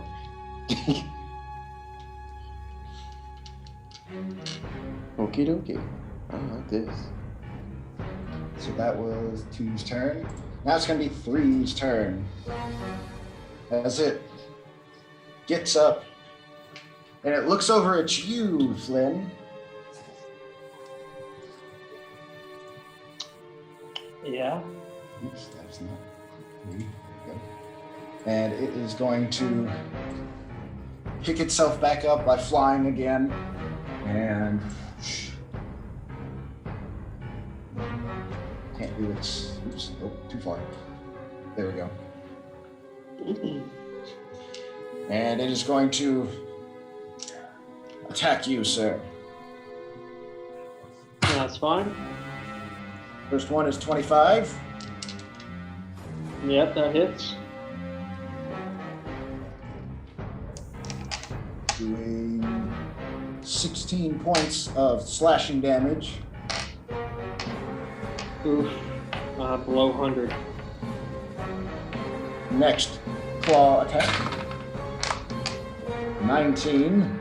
19. Ooh. Yeah, that hits. And he is going to do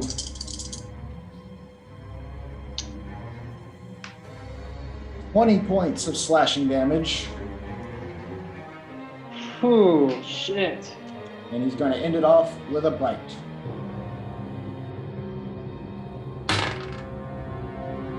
Bring it to 18 on the bite. That hits. Piercing damage. He's going to do 9 points of piercing damage. And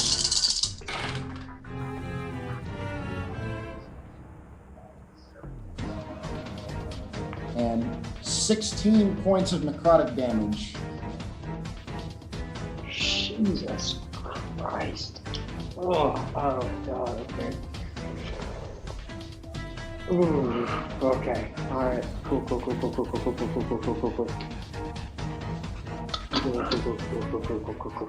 Okay. Alright. Cool. Alright, so that ends 3's turn, and it brings it all the way back up to your turn, Flynn. Make one disappear. Okay, give me a one of your second. arrows. I'm thinking. Give me a second here. Thinking. Why? No, that's not gonna work. Okay.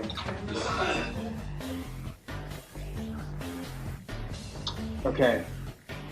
First thing I'm going to do, bonus action, rip the garrote upward towards me, trying to cut the head off number one. You one more strength check for me.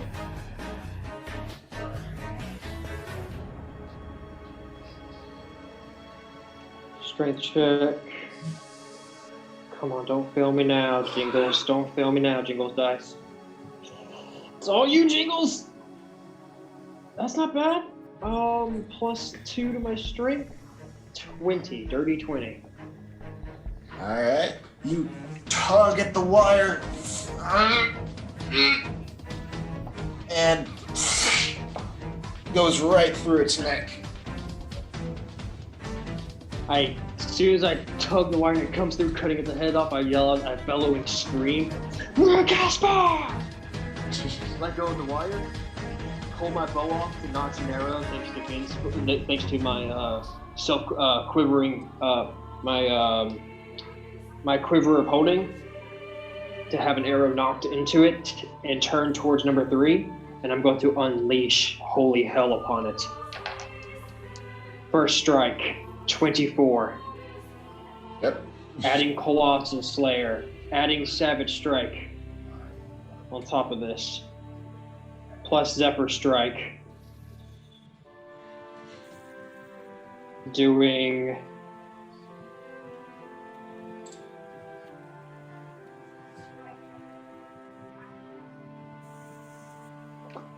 grand total of 23 points of piercing damage and force damage. Force damage being 7 points. So 23 altogether? Yeah, altogether.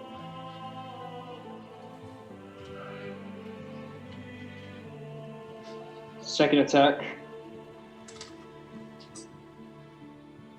25 to hit.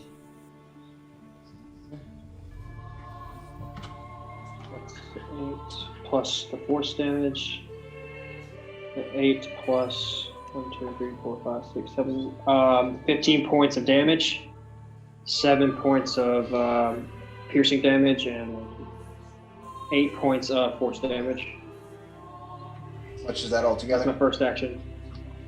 15. Oh, okay. 15. Yeah. Second action. Turn my arrow towards number 2. And I'm going to strike it first. Okay. For a grand total of 28 to hit. Mm-hmm. It will take 12 points of piercing damage, 7 points of force damage, and I'm not doing Banishing Arrow. Instead, I am going to use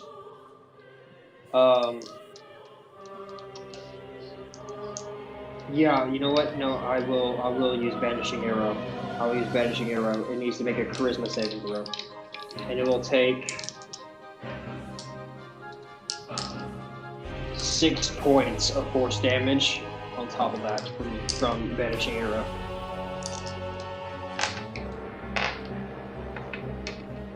It only got a 10, so it is banished. Okay. With my last attack, I will bring my arrow back towards number 3 and pull it back as far as I can without the bowstring breaking, but super tight. Natural 20. Owie. Go for it. Bringing it to a grand total of 33 to hit. See, that is 9 plus 8, 1, 2, 3, 4, 5, 6, 7, 8. That's 17. We're going to add Colossus Slayer onto this. 1, 2, 3, 4, 5, 6, 7. That's 29. 49 points of piercing damage and force damage altogether.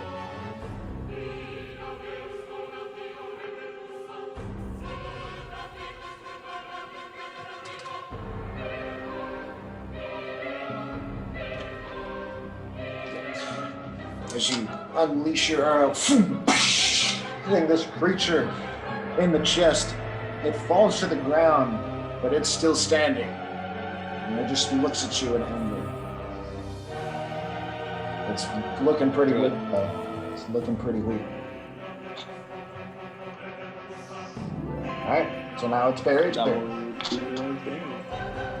Fine. I will move 30 feet directly towards it. Since it's right behind it, can I sneak attack on the way there? Or not sneak attack, but what's it called? Stealth on the way there? Yep. Roll for stealth. Give me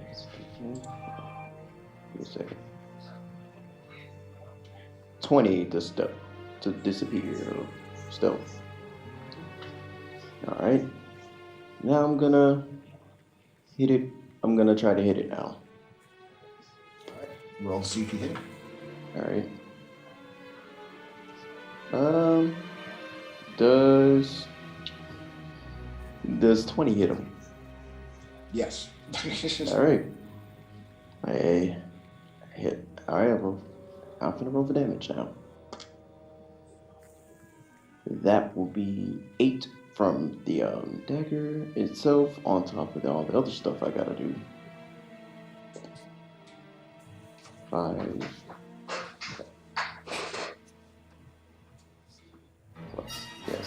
Plus damage. Alright, 5. 4. Don't you dare give me a 3. Dice, don't you dare give me a 3. 4. Alright, you didn't. 6. Alright. I'm assuming assassinate. 27 so far. This is 27. Yeah, assassinate still counts because it doesn't see me. Does it see me, Jacob? No. No? Okay. Okay. 6. 4. 5. 4. Alright, it's 46. 46 divided by 2. 25.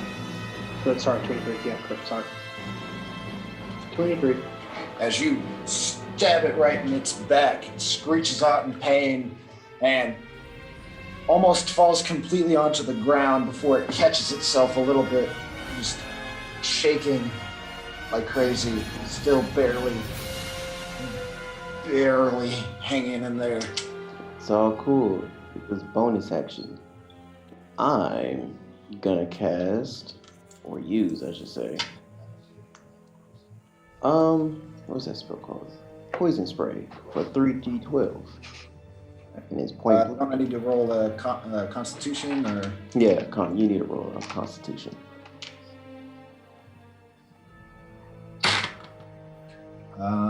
He got a 22. He makes it. Constitution was 14.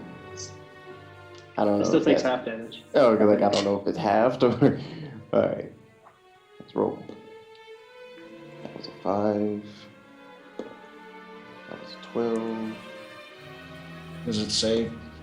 Yeah, it says 3d12. Well, no, I'm looking at it. It doesn't say anything about half damage. Oh, all right. Oh, never mind that. I thought it was half. Well, Nope. You don't take any of that crap. Nope. I don't think that happens with stuff for like cantrip spells. Oh, okay. I don't know. Yeah, you're right. I have no clue. So, all right. Well, anyways, it is now Zazel's. No, sorry, Casper's turn. That's One fair. turn. Dead. No, you still have to. You have to roll. Yeah, I know. It was a joke. I got a 15. You're good. Okay. 1 stable point. Yes.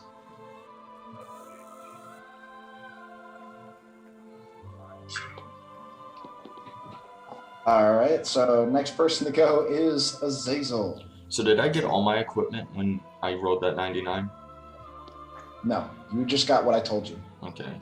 Oh, no, what did I get? I don't understand what's happening. You didn't get anything. Okay, No, you weren't here for it. Okay.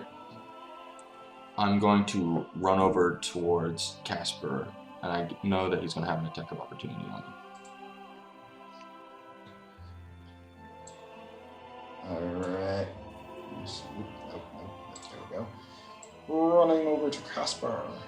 I'm going to use my medicine check to give her advantage. On her next saving throw? Yeah. Okay.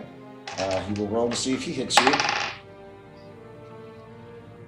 Oop, and while I throw my dice on the floor. Job. Got a 24 to hit. Yeah, he hits me. As you just barely make it by, he nicks you on the side. He is only going to be doing, that's done, 12 points of slashing damage. 12. Got it.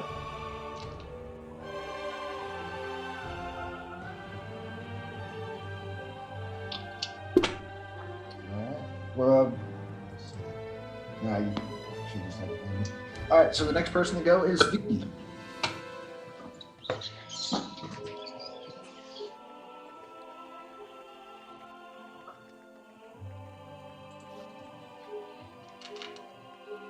Regular! My bad, I was muted. Regular? Okay, I'm gonna blast number 3 with my cannon, hopefully dig it into the ground a little bit more. 19 to hit. Yes. Okay, good. Use the correct dice. They are. That's 14 force damage as my cannon blasts it into the ground once more. As it gets pushed into the ground, you just see a giant black, spurt of blood on the ground as it dies. Nice. Dead.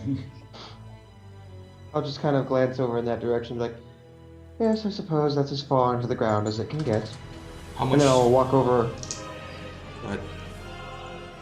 I'll walk around Azazel and Casper and blast number 2 with my fingertips. It's not there.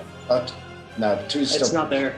Oh, it's not there? Vanished. I kind of faded it to make it vanish. Sorry. Okay, I'm sorry. I will, in that case, hold my main action and wait for it to appear, and then I will blast it. How much time before it returns?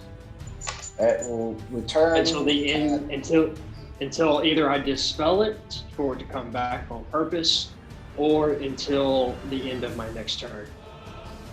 Well, next one to go would be number 2, but since it's not here, it can't do anything. So it is now Flynn's turn.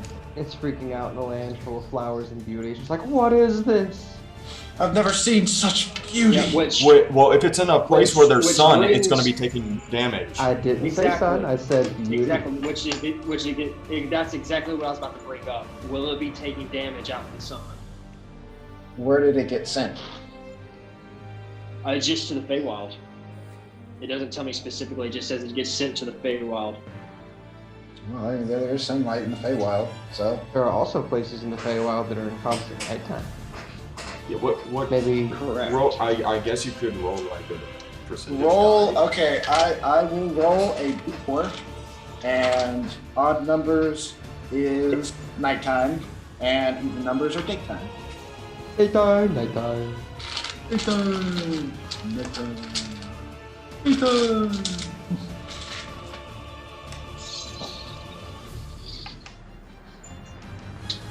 There's an even number. Okay. Damage on him. There we go. Alright. Back to your turn, Flynn. I will move up. Here. I'll move there. Okay. Okay. Clear that, so it's not on your board anymore. I will knock an arrow, pull it back, and I will use my bonus action to, because it doesn't take an action to release a spell, it just ends. But I will use my bonus action to try to cast Flame. No lightning. No flame arrow. At 3rd level. No, it's only first level spells. But I know it's first level spells, but I thought we were able to try to cast higher level spells if we made a check for it. No, that was only during the replica fight. Oh, okay. Well, if it's only first level spells. Colin loosened up magic so that way the clones could use it too. Gotcha. Okay. Well, then I won't let go of Zephyr Strike. I'll knock an arrow, pull it back, and then I will release the banishment. And as soon as it pops up, I will unleash all my attacks on it. As will I. All right. Flynn, go ahead and do your damage first. Okay. Then, I will do all my rolls first to see if I hit, and then I'll do all my damage at once. all right. First roll, 23 to hit for the first Yep. one. 18 to hit for the second one. Nope. Second one does not hit. 26 to hit for the third one. Yep. And 24 to hit for the fourth one. So 3 out of 4 hits. Okay, all my damage. That's 13.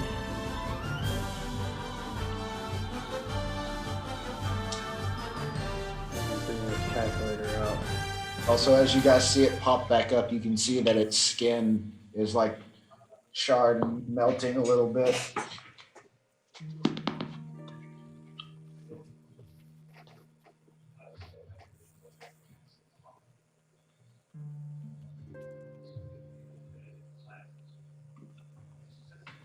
Almost done, hang on.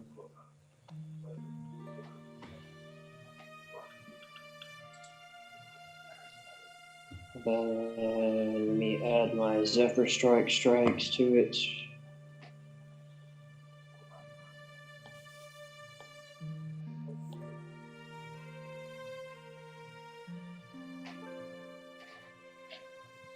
And then Savage Strike and Colossus Strike.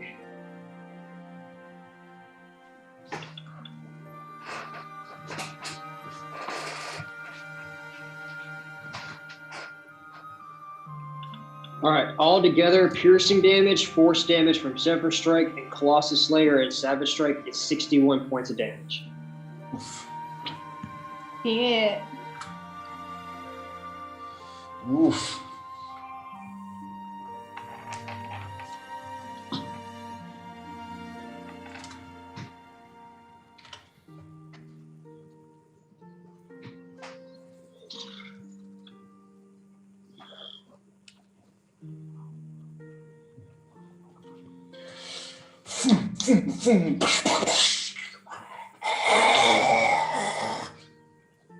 This creature gets shot with 3 extremely powerful arrows, and then about to get hit by another powerful attack too, with since he held his action.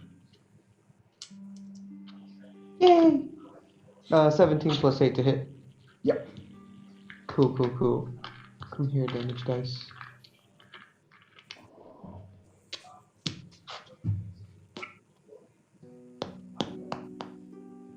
$18 damage, fire.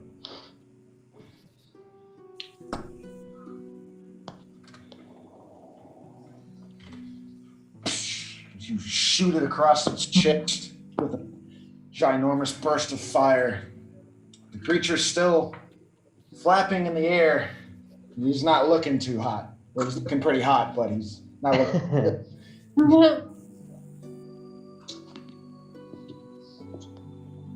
All right. So that was Flynn's turn. Barry, what are you going to do? What am I gonna do? I know exactly what I'm gonna do. I'm gonna cut it like I always do. And just to let you know, he's in the air. He's in the air right now. Throw it. Yeah, daggers Throw can it. be throwing weapons. Yeah, I mean technically I can still sneak attack you with throwing it. All right, go for it. I'm gonna yeet that thing. Well, get as close as I can, then yeet it.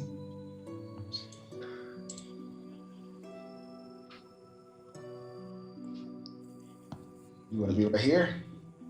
Yeah, that's fine. Okay. All right, and I'm gonna throw my knife. Shaw, throw it. Okay. I'll probably see if I should hit him. 16 plus 9. Seems like I already hit it. I'm so used to that right around the general DC. Alright. Rolled a 2 plus 7, that is 9. That's a sneak attack still work, right? Or is he paying attention to? I don't know what's happening. Well, he just reappeared from being banished and Okay. after being in intense sunlight, so I would assume. I'm assuming he doesn't see me. Okay. Fine. I'll just roll. What was that? 9? That I just rolled? Yes. 9. Yeah. If.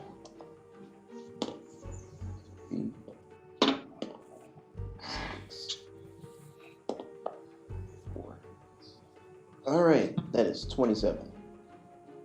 27 points of damage. Yeah. All right. Let's see here.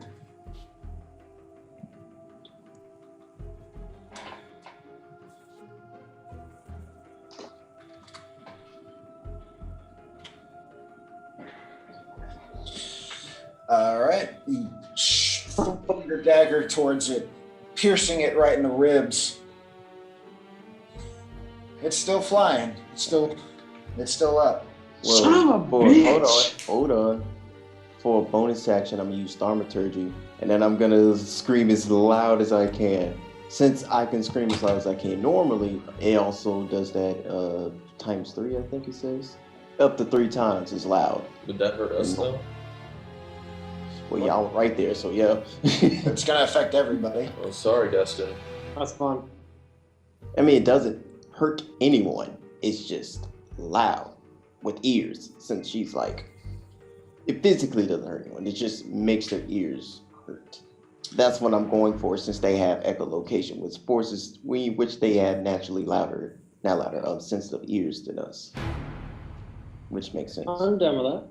Yeah. Which will probably force him to be discombobulated and fall. Let me see. As you yell out with your thaumaturgy.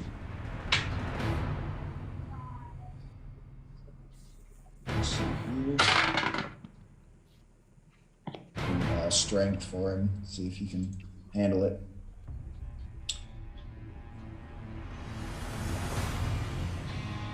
Off this shitty beastie. I'm going off of your spell save DC. So just for it. He is affected by it. It annoys the ever-loving shit out of him. But he does not fall to the ground. Damn. Well, luckily this lasted for a minute. He's gonna have to hear this shit for a minute. Now Casper's turn. You have advantage. Okay. I tried. I got a natural 20 on my first roll, so I didn't need it, but thank you. Yeah, you definitely make it. Next is Azazel. Oh, you know what I can do? Okay, so how high in the air is he? He is about 20 feet in the air. Okay, so it'd be fine. I'm gonna pull Casper's body back about 10 feet. So she's not in the way in case this thing does attack. I'm back. Welcome back. That's what it is. And then, I No. screamed. They're still alive. and then, let's see, I'm going to use a bonus action with that, if this would count as a bonus action, I guess, to use my mask and turn it blue. Oh, all right. It doesn't say what the damage is, though, Joe, but I'm going to shoot lightning at it using blue. All right. thing. God damn it! I don't know. I thought it had its like. It just shows the area range and effect. It doesn't show the damage. I've been looking for that this whole time. Now I gotta look up blue dragon. It could just be that I'm using a phone though, because I have to use the computer to record.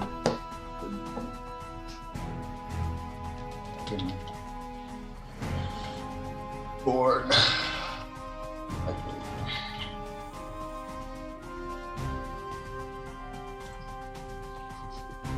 And would changing the color cost a bonus action also, or is that fine?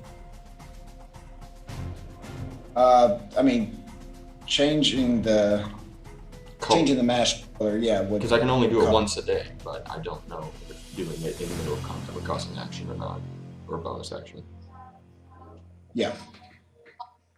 Okay, so just a bonus action. God damn it! Where's the fucking blue dragon?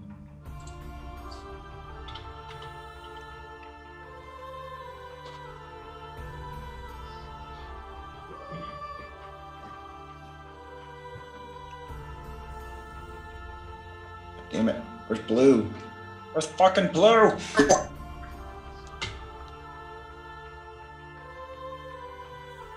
Thought I had this on here. Okay. Okay. So let's see. Let me. Is it the amount of is like a breath weapon? Yeah. Yeah, it's a blue dragon breath weapon. It's the lightning. I do believe. Depends on the says- age of the dragon.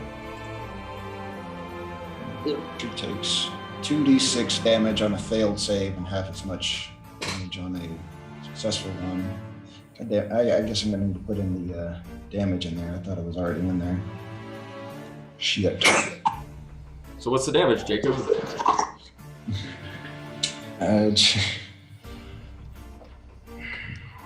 Receives 3d6. That should be encrypted. Alright. Let me see here. You go And what is the dex it has to beat also? Because I don't see that. it's 8 plus your constitution modifier plus your proficiency bonus. Okay, 8 plus my con plus my proficiency. 8. So 13. 13. You got a soft 20. Okay, so does it take half then? It takes half damage, and you need to roll 4d6. Okay, give me a second.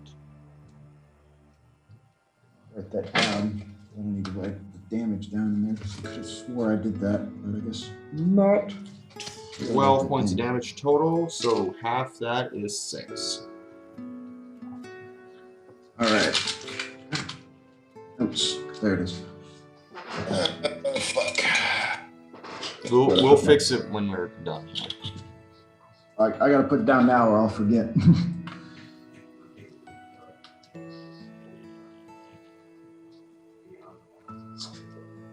Damage.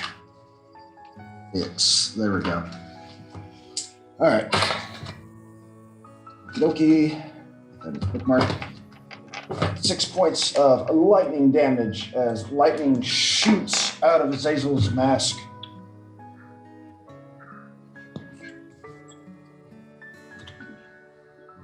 Hitting the creature.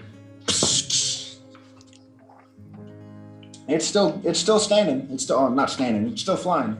It's still good. I mean, yeah, it was only 6 points. A little lower. Flying a little lower now. Yeah, that's all I can spend on this action.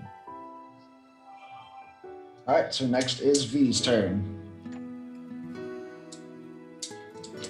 Cool. Gonna unload on this motherfucker.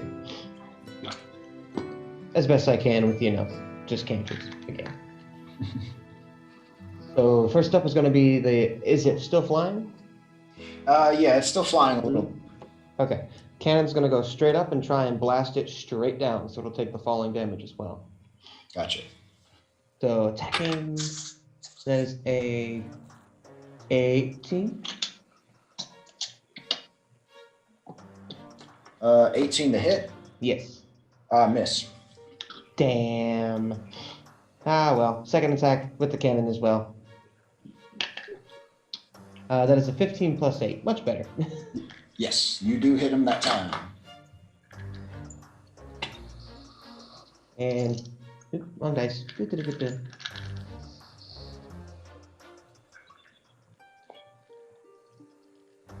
That is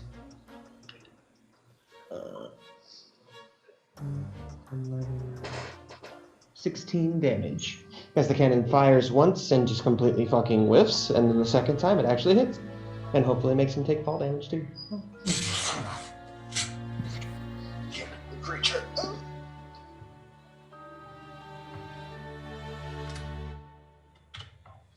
As it lands on the ground.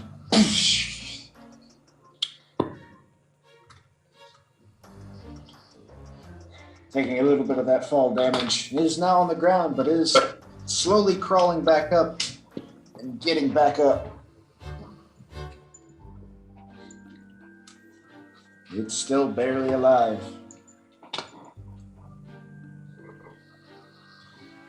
All right. It is going to start its turn. And I need Barry, V, and Flynn to all roll a wisdom saving throw for me. Is this Does this have to do anything with being charmed or fear? It has to do with being frightened. Is it I am magic? immune to frightened. That's true. What did you say? Is it illusion magic? No. Got it. Okay. Set wisdom. That's a 6. All right. You are now frightened of this creature. Yep. Barry, What about me? I need you to roll a wisdom saving throw for me. I'm the wisest of the wise. Why would you? Come on now. I'm the. What am I rolling? A D20? Yeah. Yes. Okay. I'm the wisest of the wise. Come on now. That's 21. You succeed. V is the only one that has been frightened by this creature. What the hell? You may be smart, but not wise. Did I ever say that I was wise? All right. So Fair it's enough. going to start off Terrifying. plowing at you, Barry. Got a 19 to hit. Uncanny dodge. Okay. And that is going to be, let's see, that would be 19 points of slashing damage. So that is halved. What is that? That is what, 8, 9? Nice, yeah, 9. 9. Yeah. Yeah, so 9 points of slashing damage. All right. It's going to claw at you again with a 26. Okay. This time doing only 12 points of slashing damage. Okay. Barry's a man. And it's going to bite you, Barry. I don't taste well. I don't have any blood. Yeah, that part won't really work, but it's still going to bite you. And it got a 22 to hit. Pansies. You're lucky you hit me.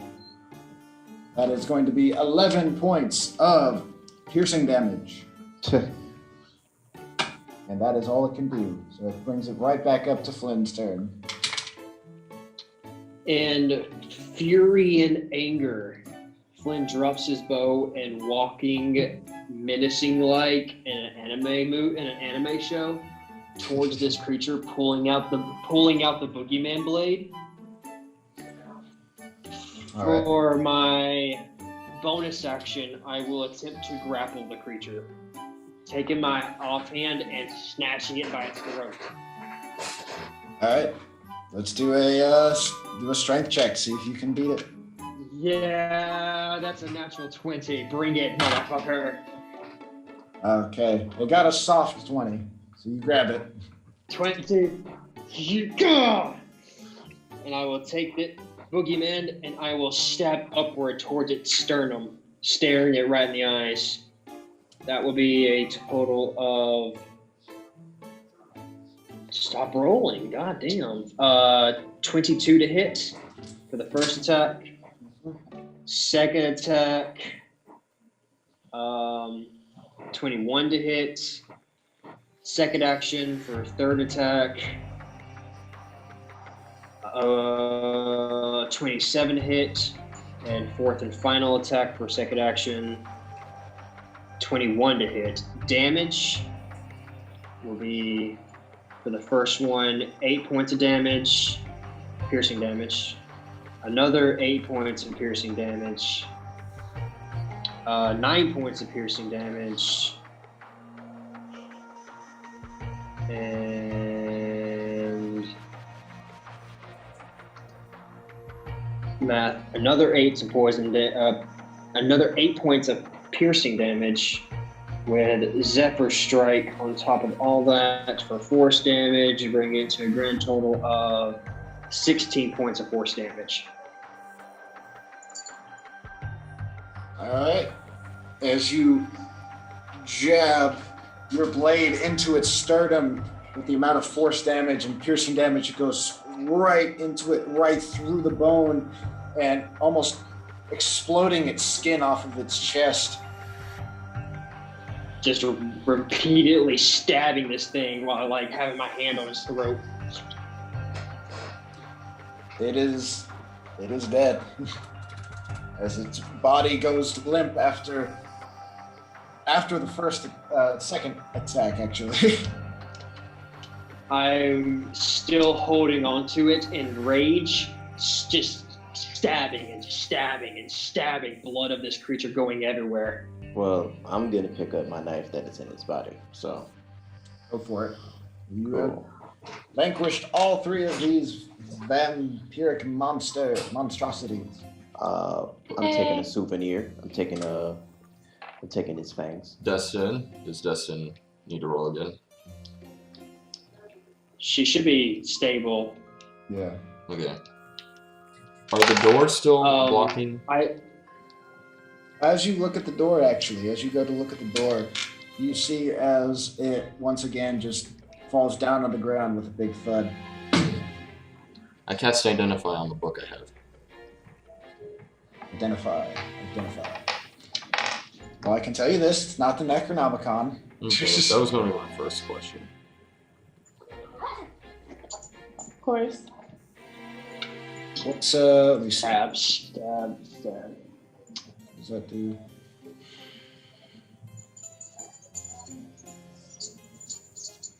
It does seem, it is a magically imbued item. And it does have magical, like, bits a part of it. It seems as though this book seems to be filled with different kinds of curses, but mainly focused on vampiric curses and the types that they have. Okay, I then cast Detect Magic. You detect a fuck ton of magic. On the book itself, are you casting Detect Magic on the book itself? Yes, so I can know what Yes, kind of spells there are. I mean, there's no actual spells in the book, but it does emanate magic. Okay, what kind? Dark magic. Okay, I read the book. That can make me open a cursed book. Fine, I will. Looking in the book, you see thousands upon thousands of different types of sigils, glyphs, types of writing. See, there is writing in infernal and abyssal in this book. Let's see here. And it does look like you know infernal, so you can read some of the parts that are written in infernal. Damn right. Real quick, DM, before you finish with Noah, after me repeatedly stabbing this creature and tossing it onto the ground, I will run over to Casper and use my last first level spell lot to cast Cure Wounds. Casper, you heal for 9 points of healing. Huzzah! Huzzah! All right. But anyways, like I said, reading through this book, it just talks about, like I said, it actually has a lot to do with like I was saying, curses, and there seems to be some parts written about, like I said, vampirism, and different types of vampirism. Cool. Like.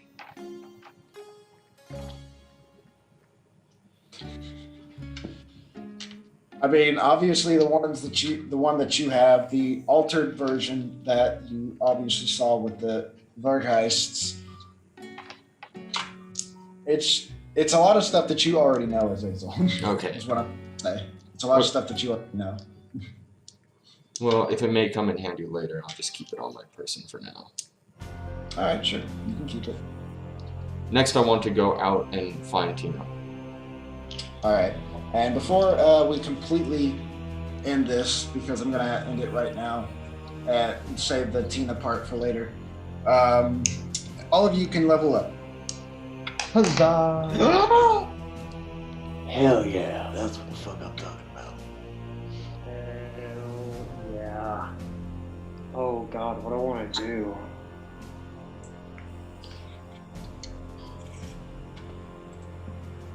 I'm gonna put my point in ranger this time, not fighter. Hell yeah. Get another spell. Oh, that's so good. That's so good. Oh, Natural Explorer. I get to choose another. Oh my god. Not fighting for the 35. I have swamp. I have grassland. I have forest. Let's do the Underdark. My ears. Yeah. Yes, fighter for the 35. Yes. Oh my god. Well, that means extra attack. Hell yeah.